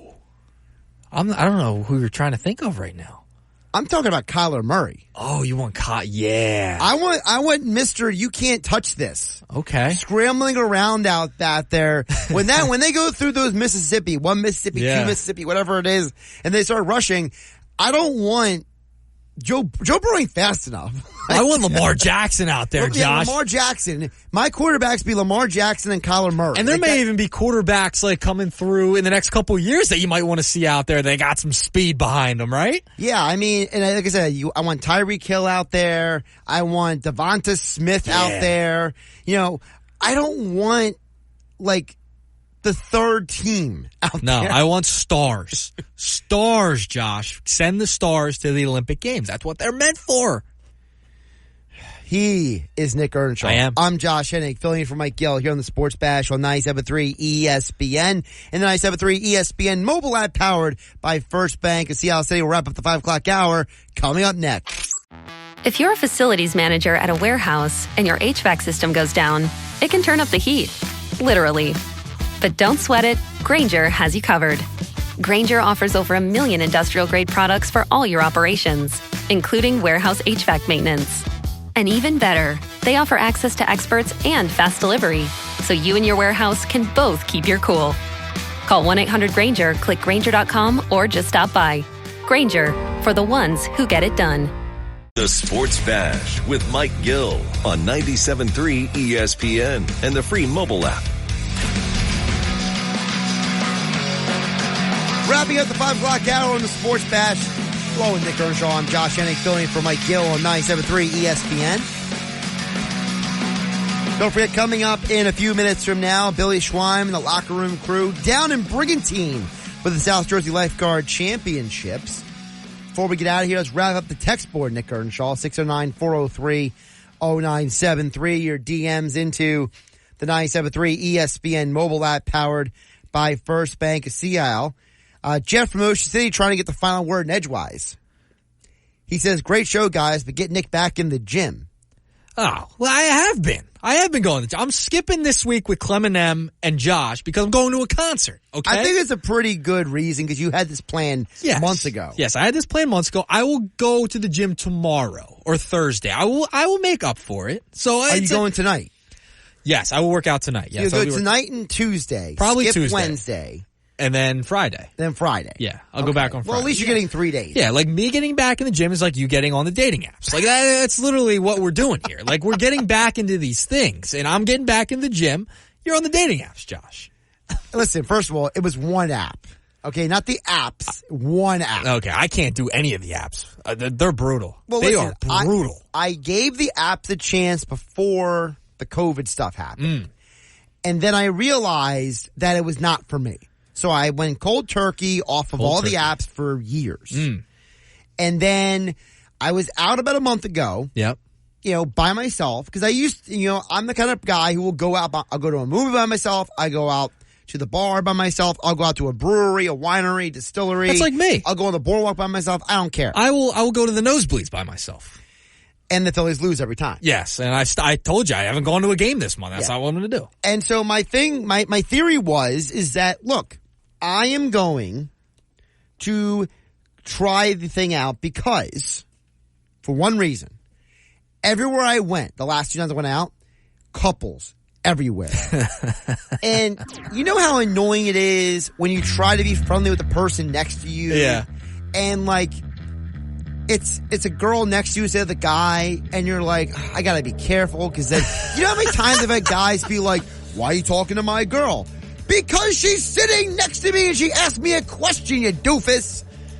I'm out on the apps. I'm totally out on being the guy accused of hitting on someone else's girl. So that's why you're on the apps. Huh? So I said, let me try to see if when I go out and have a day out, a night out, I'm at least with someone, so people are less like, what is he doing here by himself? I have banned myself from going to a game this month like the Phillies, and I will continue to ban myself from being on dating apps. I will never do it. Never do it again, Josh. Coming up next, South Jersey Lifeguard Championships live from Brigantine with Billy Schweim and the crew down in Brigantine on the beach here on 97.3 ESPN. Next. At your job, do you ever have to deal with a nose roller? How about a snub pulley? Well, if you're installing a new conveyor belt system, dealing with the different components can sound like you're speaking a foreign language. Luckily, you've got a team ready to help. Grainger's technical product specialists are fluent in maintenance, repair, and operations. So whenever you want to talk shop, just reach out. Call, click Grainger.com, or just stop by. Grainger, for the ones who get it done.